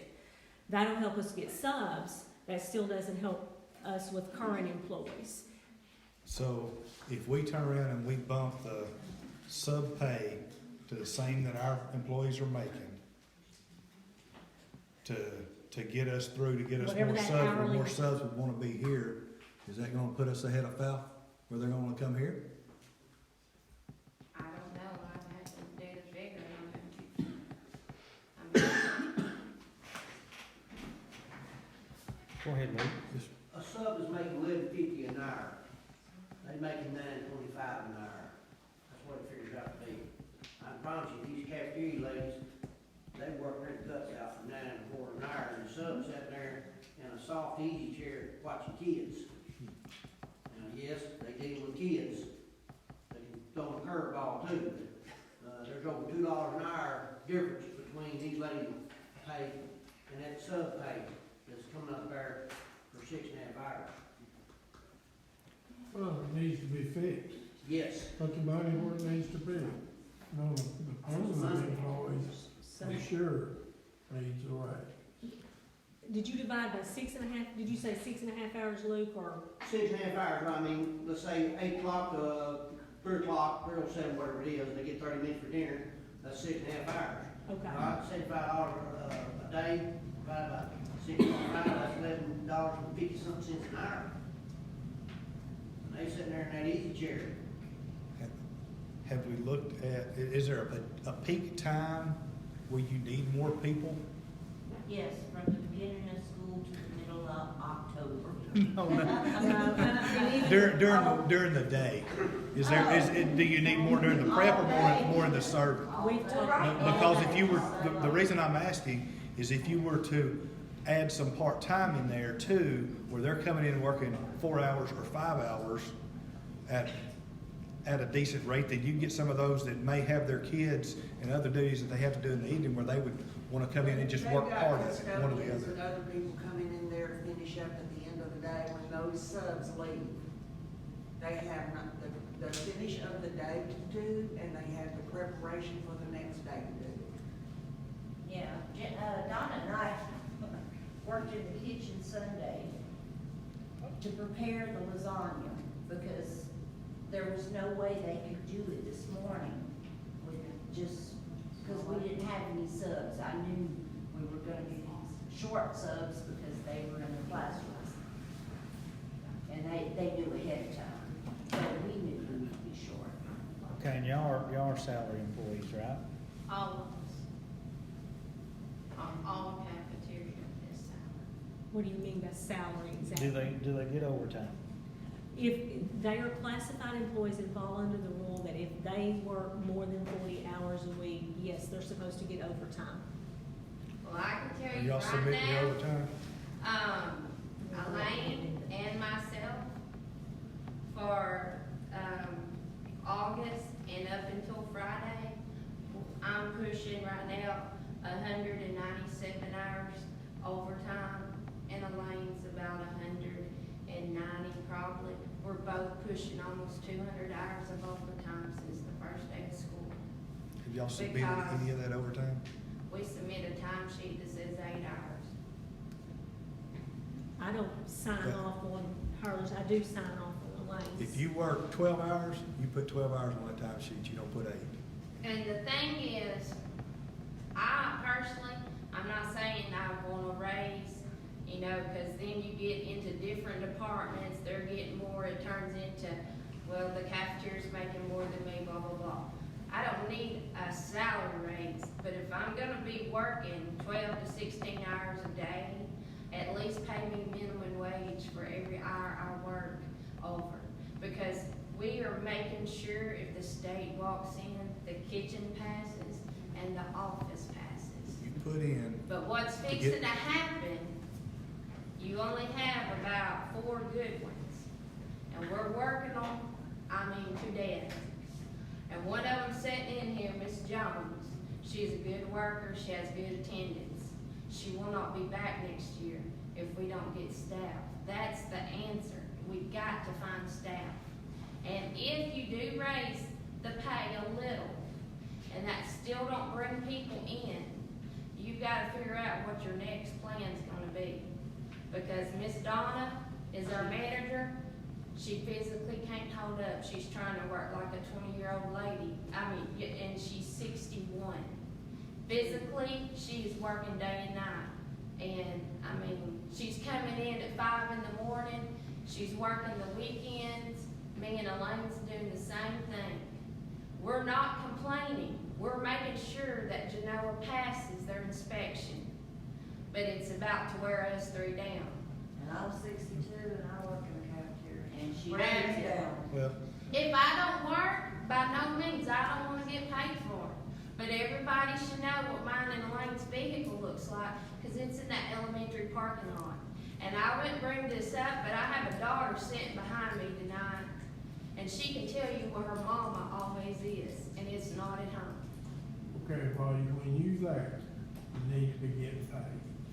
And if we not paying you, we paying you.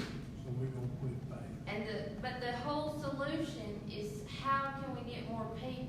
If we That's have right. people in that kitchen, I don't have to be, I can do my 8-hour job during one of, daytime. Okay. one of the things we're gonna do is we're gonna contact the sub company and we're gonna raise that rate.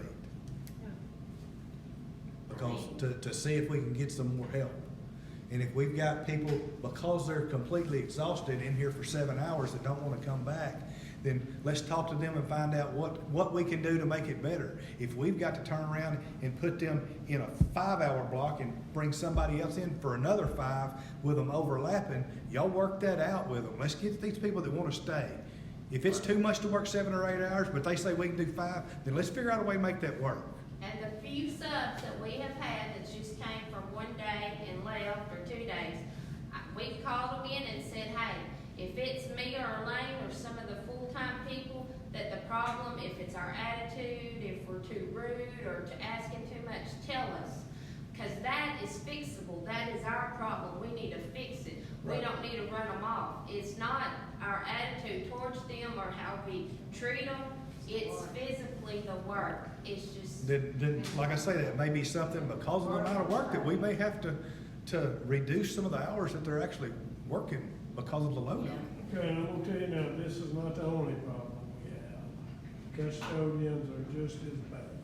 The same exact thing, overworked, underpaid, and no help. And it's time to get it. Whatever we have to do. And we say we can't hire people, I don't believe that. If you put the money there, they will come. And if we're not willing to put the money there, we're not gonna get it, it's not happening. And I've heard Mr. Nathan and Miss Angie both say, you know, the last thing they wanna do is contract us out, cause you've got control of us right now, of which I mean the cafeteria. When you contract out, you lose a lot of that. But if we don't find the people, we can't keep going, we got a big problem.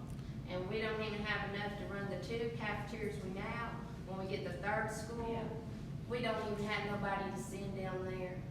We don't even have a backup for the computer. I can't miss a day of work, I don't have no one to do the computer for me. She has no one at the high school, because we don't have the people to train on that computer. We don't have extra people.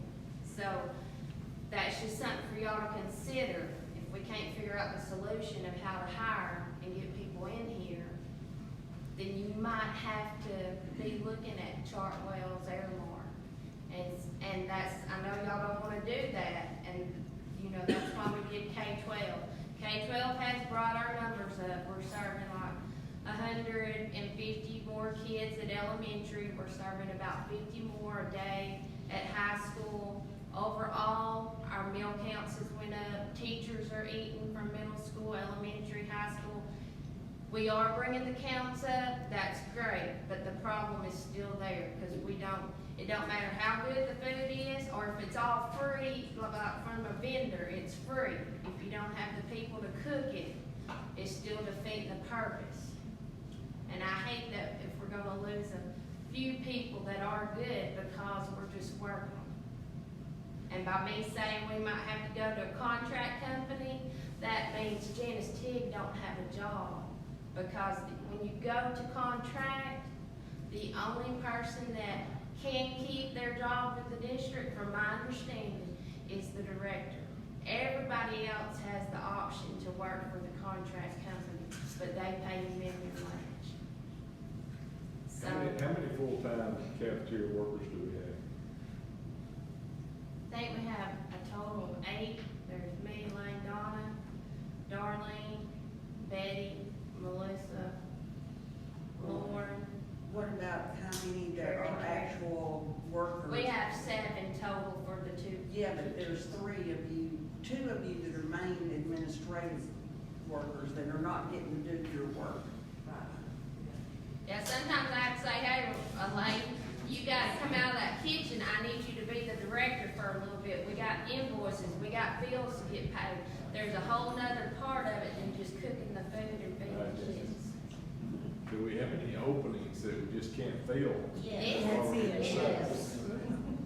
We actually had pieces. Keep talking about subs and subs. She likes working with us. Amanda Braden, How she many likes openings do working we have? subs. But because she gets How paid many in the openings do we classroom. have? I think there's 3 openings on the website, correct? So we're We just supposed to have- we don't we're have supposed a to have number. 10. We don't We have don't a have a number. number, We're just have- trying to advertise and get, it just says Yeah. openings, yeah. Opening, so it's not Like Benny said, we need to make the job more attractive. What about as a temporary solution, you know, we're talking about preparing kids for the future. What if we did like some kind of community service credit for our high school kids and they could learn food service? I know they're Not a teaching. bad idea. Yeah, that would work, and they can come in and they can prep for the next day, you know, pan stuff up and learn, you know. Just as a temporary solution. Prime example, we had a parent come today to make a payment, and she said, well, y'all sure are short-handed, because we had 4 people. She said, I wish there's something I could do. I said, there is. put on a hairnet and glove up and help us. I said, you got to know that you're strictly volunteering and you're not gonna get paid for it, but anybody can put on a hairnet and wear gloves and help. She said, I'm gonna go home and change my clothes and put on some tennis shoes and I'll be back to help the rest of the day. And they don't have to do anything through the health department at all, no clearance at all for them? If you're full-time, you have to get the TB test done.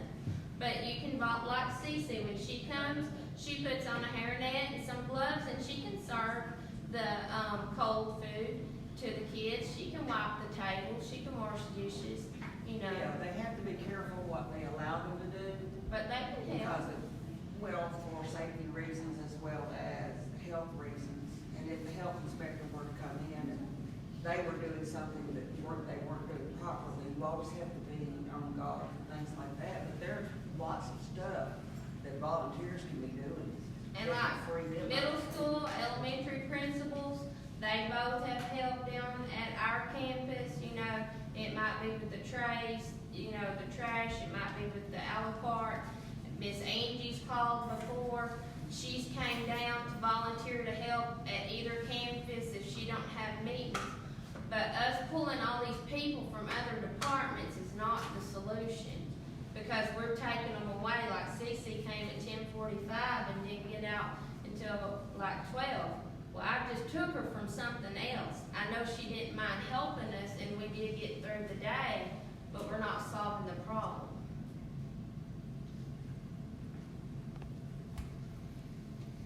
But we can, and we will.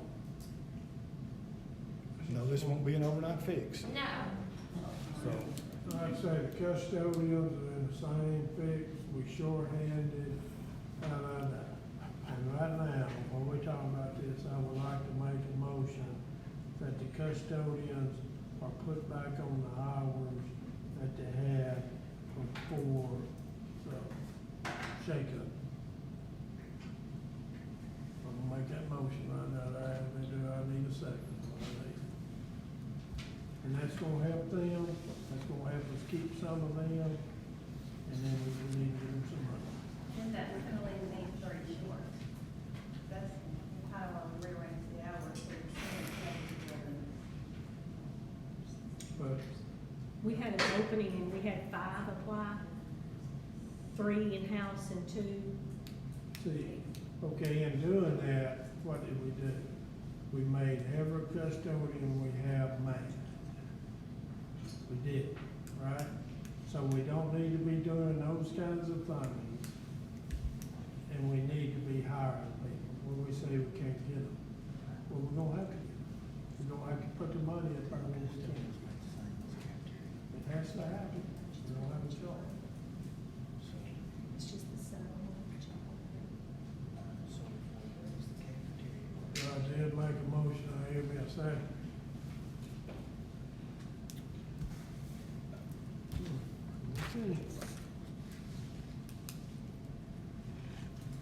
Give me just a second, Benny.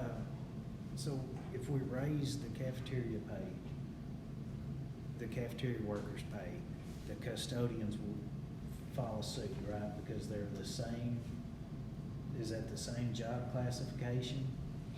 I mean, I would say the work is typical, very similar. Would you both agree? I mean, I haven't personally done that, so I can't say that in observing, it looks typically similar work. But as a whole, they make the same pay. Well, we have different number of days. We have custodians that are 240 days. But hourly, I would say it's pretty much the same. I go by hour. When I look at a salary schedule, I get it down to the hour, because Okay. Crazy question. Would the custodians want to go to the cafeteria and work? We tried that last year. We had one, me, Cece, and Steve tried to fix that last year, and we had one lady that she came, she did a small area, and she refused to come back. She did not like cafeteria work at all. No, all she had to do was come help sweep and mop. the elementary cafeteria, and then she could go back to what she was doing, and she wouldn't come back anymore. I think he's, They don't do it. I think he's talking about instead of doing custodial work, you do cafeteria work all day. But then would that Well, I think- interfere But with cleaning that the is building? cafeteria work. We have to clean the cafeteria. That's where we're losing our people. Are you saying that my custodians would rather go to the cafeteria and not custodial?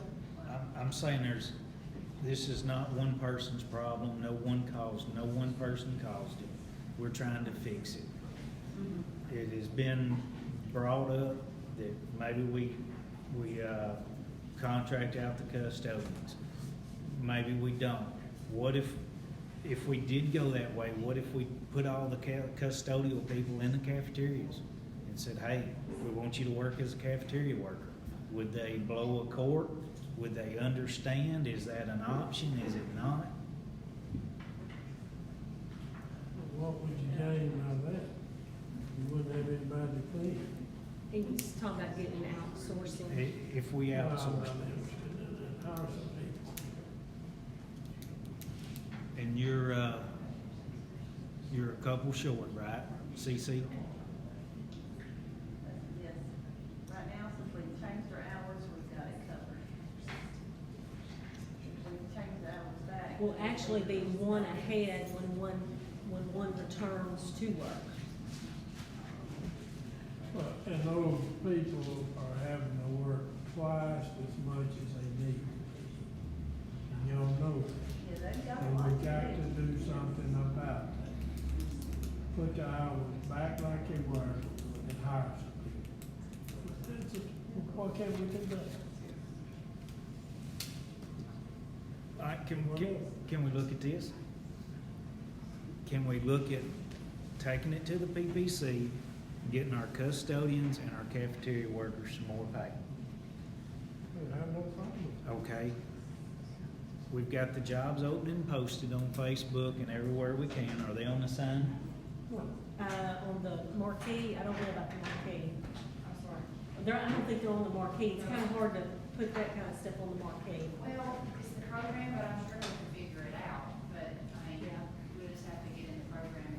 As soon as we get the workers, move them back to their original hours. Would you be in favor of that? If that's what y'all want to do, if I can't get a second, that's all. What does CC feel about it? You wanna move them back to original hours? That's fine with me, as long as I've got somebody to clean the buildings.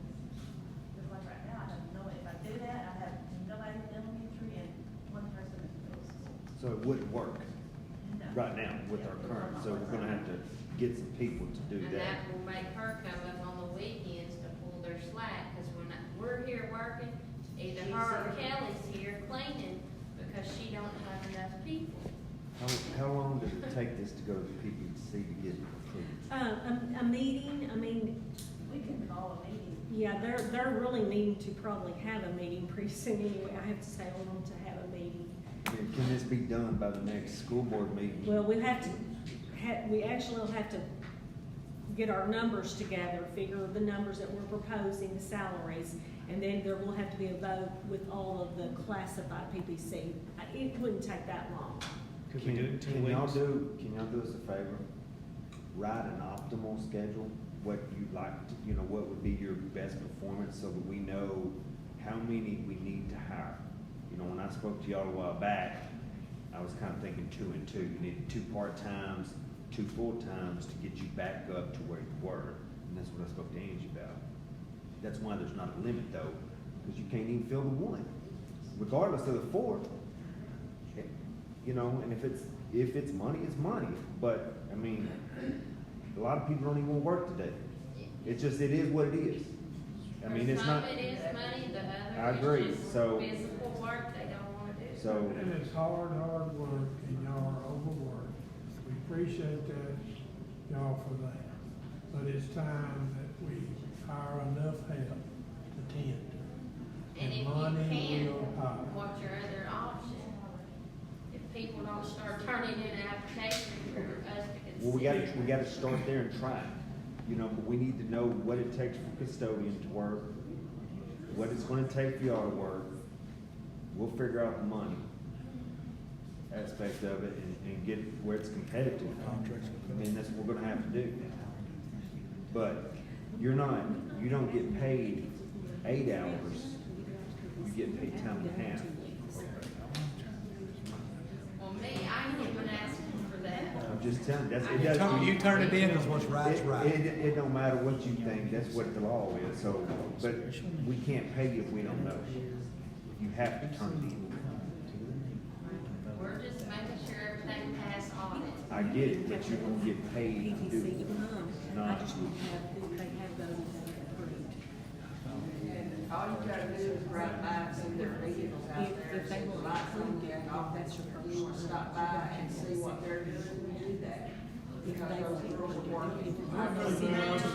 They're there, I come back, they're there. Then he had sent the first reading by us and 7 days a week.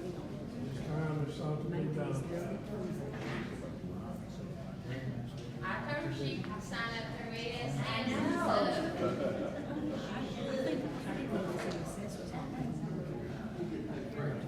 Say the same thing about me. Yeah. Miss Elaine, Miss CC, everybody. Miss Bryant's gonna try to get the PPC together. Let's see if y'all can work out some kind of a wage, some kind of an increase to see if this will work. As soon as y'all can get it together, we'll call a special meeting. We'll come up here and we'll get it in place and see if we can't get y'all some help. CC, if we get you some help, we can then put the custodians back on their original schedule, correct?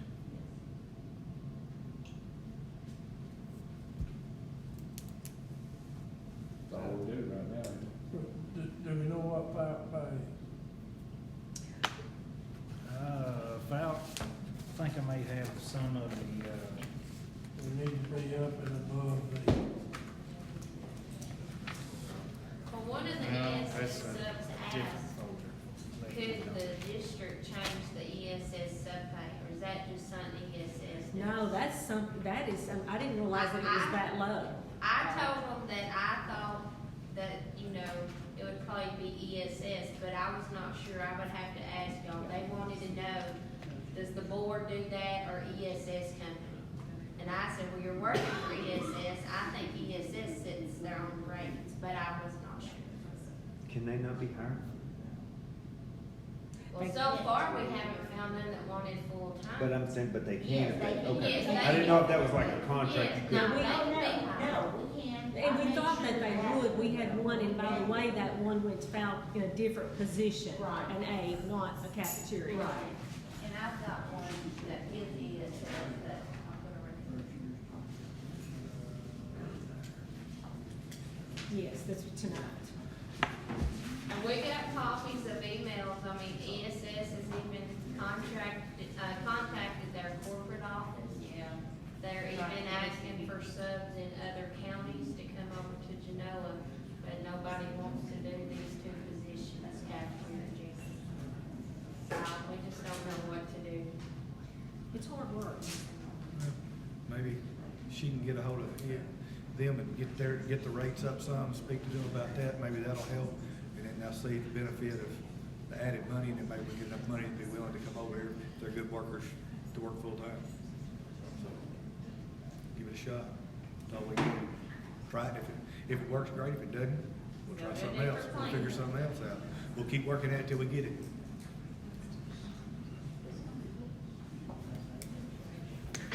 Any questions, any comments?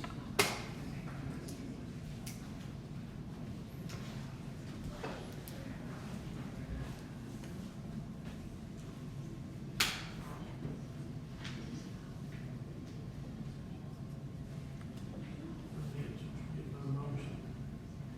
Get my motion. I got it, it'll be on there, Benny. Benny did make a motion to, Move custodian hours back to before the shakeup. That's what Mike said. Ready?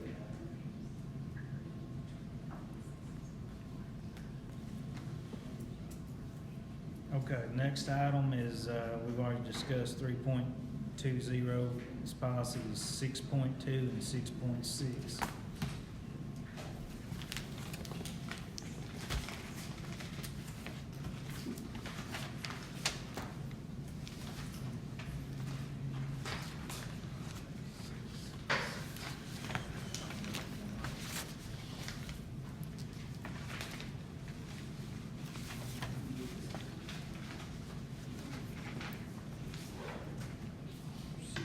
I have all this one.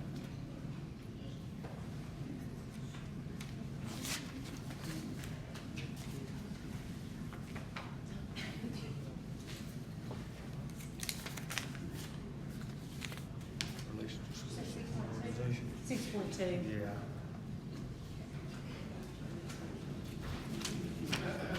6.2.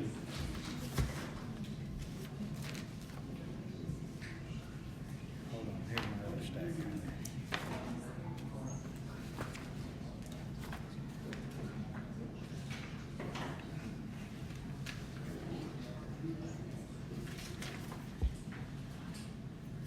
Six point two said fundraising and activities are to be approved in advance by the principal or his or her designee. And you've got on here that it's, all right, that's community relations. But when you get over here to 6.6, it says that, all fundraising held at the district or in the name of the district must be in writing by the superintendent, approved by the superintendent. And affected school principal. I'm gonna approve it if they approve it. Shouldn't it read the same thing in 6.2? We can change it, this is just model policy, so if we need to tweak it to whatever, I mean, that came down as adopted that way, so it has not been changed except for model policy. In other words, it came down that way, we just took exactly what it had. I'm pleased to change whatever. If they approve it, I don't, matter of fact, most of the fundraisers, I'm not sure, once they approve it, they do send it to me. And it's mainly to keep us from having duplicate fundraisers. It's not to necessarily approve, deny, it's to not have two cookie dough fundraisers going on at the same time.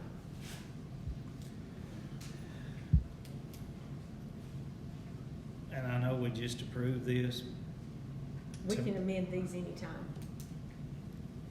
These are not personnel policies. To me, that's trouble you don't need. Surely they can y'all not communicate about fundraisers? Yes, sir. And I know there's been trouble in the past, but I was thinking there was two principals that didn't get along. Myself, I'd like to take superintendent out of 6.6. What do y'all think? Good deal. Good work. I would love to not have that. Well, let's give you a little break. Remove Put it on the front. the superintendent and.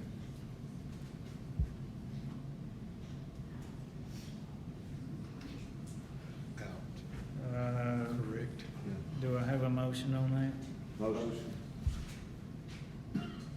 John made, Second. Gerald made the motion. Tracy. Tracy, I'm sorry, y'all. Tracy made the motion. John, second. John second. All in favor? Pass 5-0. It's on 6.6. 6.2 remains the same. Correct.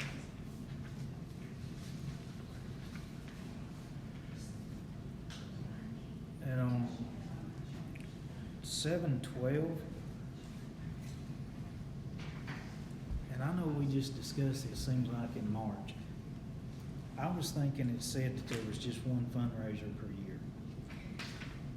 We encourage fundraisers to be quality fundraisers, and that, because we have a lot of community complaint of every time you walked in a ball game or you walked in the basketball, football, that we constantly had tables or t-shirt sales. So we were trying to encourage our activity funds, of any kind, to be conscientious of their fundraisers, but we have them that have done more than one.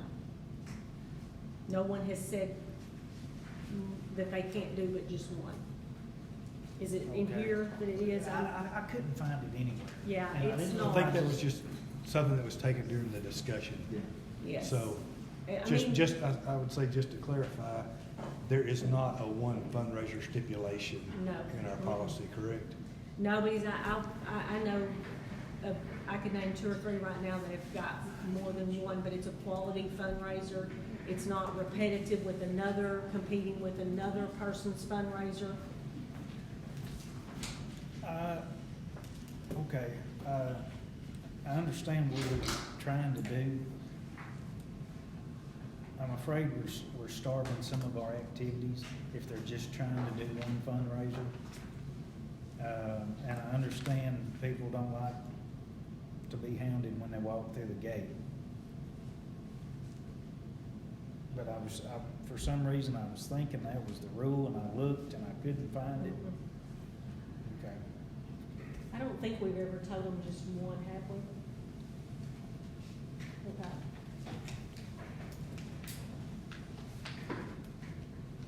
Okay.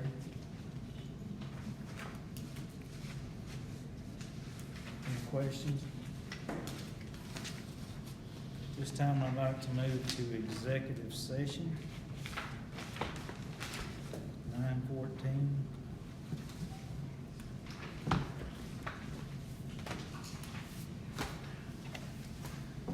Brian, if you'll give us a few minutes. Sure. Officer Clint, can you escort us to the high school, please? We gotta have a rest story. He's got kids. Safety first.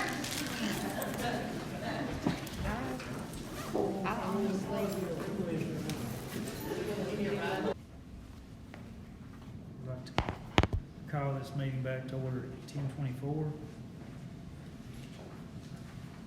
We have a recommendation to add 3 hours per day to Sharon Hamilton's contract at her hourly rate for bus driver, college class transportation to be retroactive to the first day of school. Motion. John made the motion. Second. Tracy made the second. All in favor? Pass 5-0.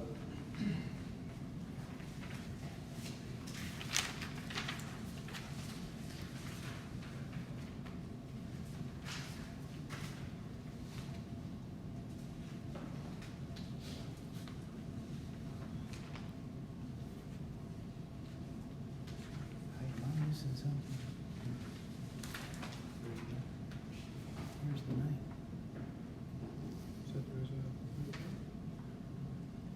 It's on mine, is it on mine?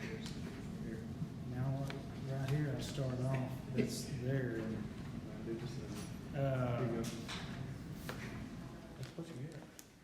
recommendation, recommended that we add 5 additional hours of work week to Dalton Mixon at the same rate through May 29th, 2020, minimum wage to assist custodians and allow him to earn credit for JAG.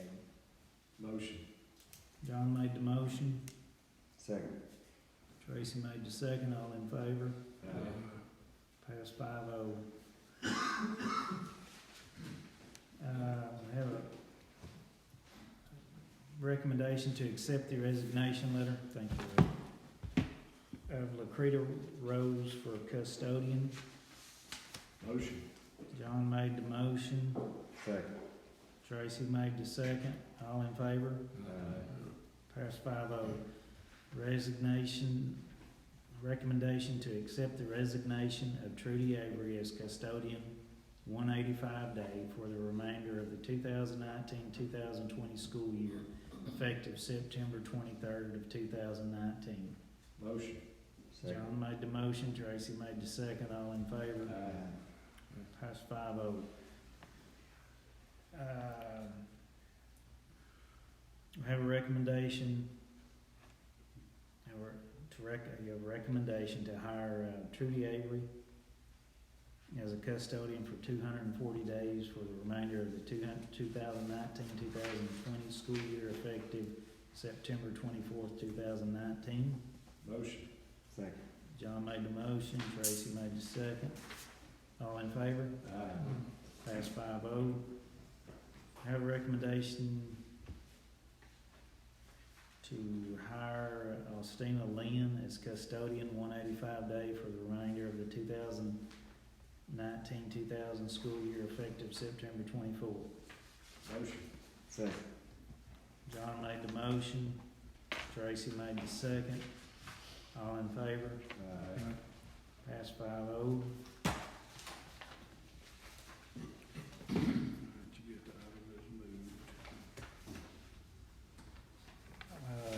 Number 9, the school district.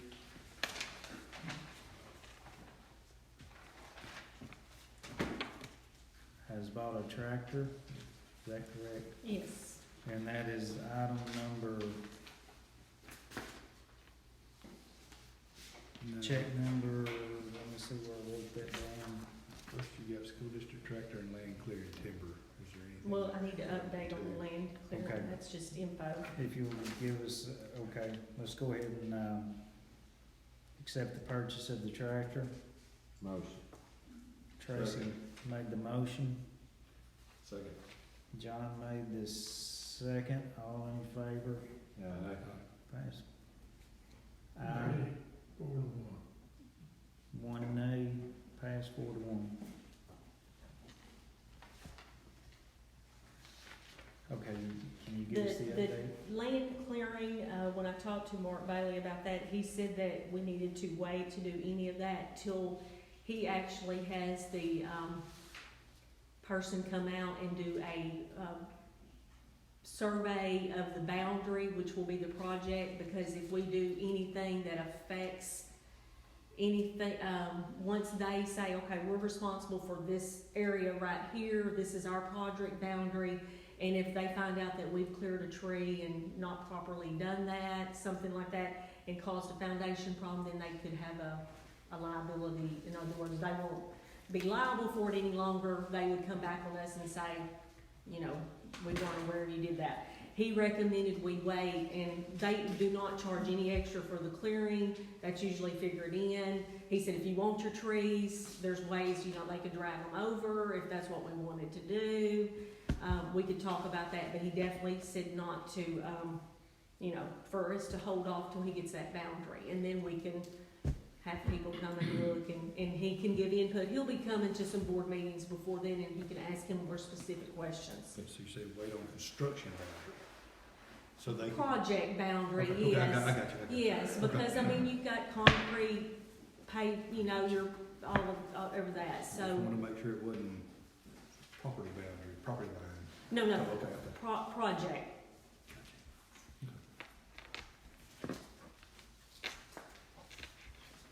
Okay, upcoming meetings. We have a special called meeting Thursday, the 26th at 7:15. Our next regularly scheduled board meeting will be Tuesday, October 15th at 7 in the central office meeting room. The report to the public will be Tuesday, October 15th at 6 here in the meeting room. Region 12 board training will be October 22nd at the Hope High School cafeteria. It starts 5:30 to 8:30. The Arkansas School Board Association Annual Conference is December the 11th to the 13th in Little Rock. September, Take Your Legislator to School Month. Senator Hickey will be on campus tomorrow. And the school board election is March 3rd, 2020. And Anything? then I have one other thing that we, the board meeting dates, we can change those, but the standards are looking, we actually had a clicky, because we have to have all the board meeting dates posted for the rest of this, through June 30th. So we have made a Google slide, put those on, following policy. That doesn't mean we can't change them. We actually think we've gotten it fixed to where, you know, I can go in and update that. It'll be immediately updated. So not only do we have to have them on the district calendar, because we had some on there already, I went through the rest of the year, but they want to see board meeting dates for the rest, those already outlined for the rest of the school year. So, just wanted you to know that those are not set in stone, but we had to put something down for standards. Is there anything you want to add to that, Lisa? Okay. Because she's, in charge of state, our website, and they're looking at that and monitoring that, and that's one of the things they want to see. They're looking at policies too, so. Anything else? One thing, the elementary PE building needs to be looked at, the door needs to be changed, it hasn't been changed, and no steps on that PE building. Okay. Elementary door. On the No, the PE PE building, for the elementary.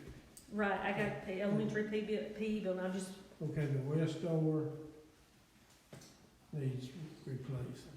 okay, you said something else though, west The door, so, steps. steps. Steps, needs some repair or replacing. That's all I have. One thing, since we're almost completely through with the pond, when are we gonna put a fence around our, We have already gotten a quote and awarded that quote to a fence company. They're behind. So, I had just asked, I know Neil's not here any longer, yeah, you are, but did I not just ask last week, Yeah. where's that coming? Cause I knew that I had approved the PO. We're waiting on them because they have all of a sudden gotten logged behind. They were backed up, I guess, from all the Weather, rain. yeah. Weather, Yeah. first of the summer. Yeah. they have any idea, or can we find out, maybe know for our Yeah. next meeting? If it hadn't been done by the Yeah. next meeting, see, maybe we can get a date, anticipated date for our next regular meeting. So that gives them a month to get it done. Motion to adjourn. Tracy made the motion to adjourn. Benny made the second. All in favor? Pass 5-0. 15:35.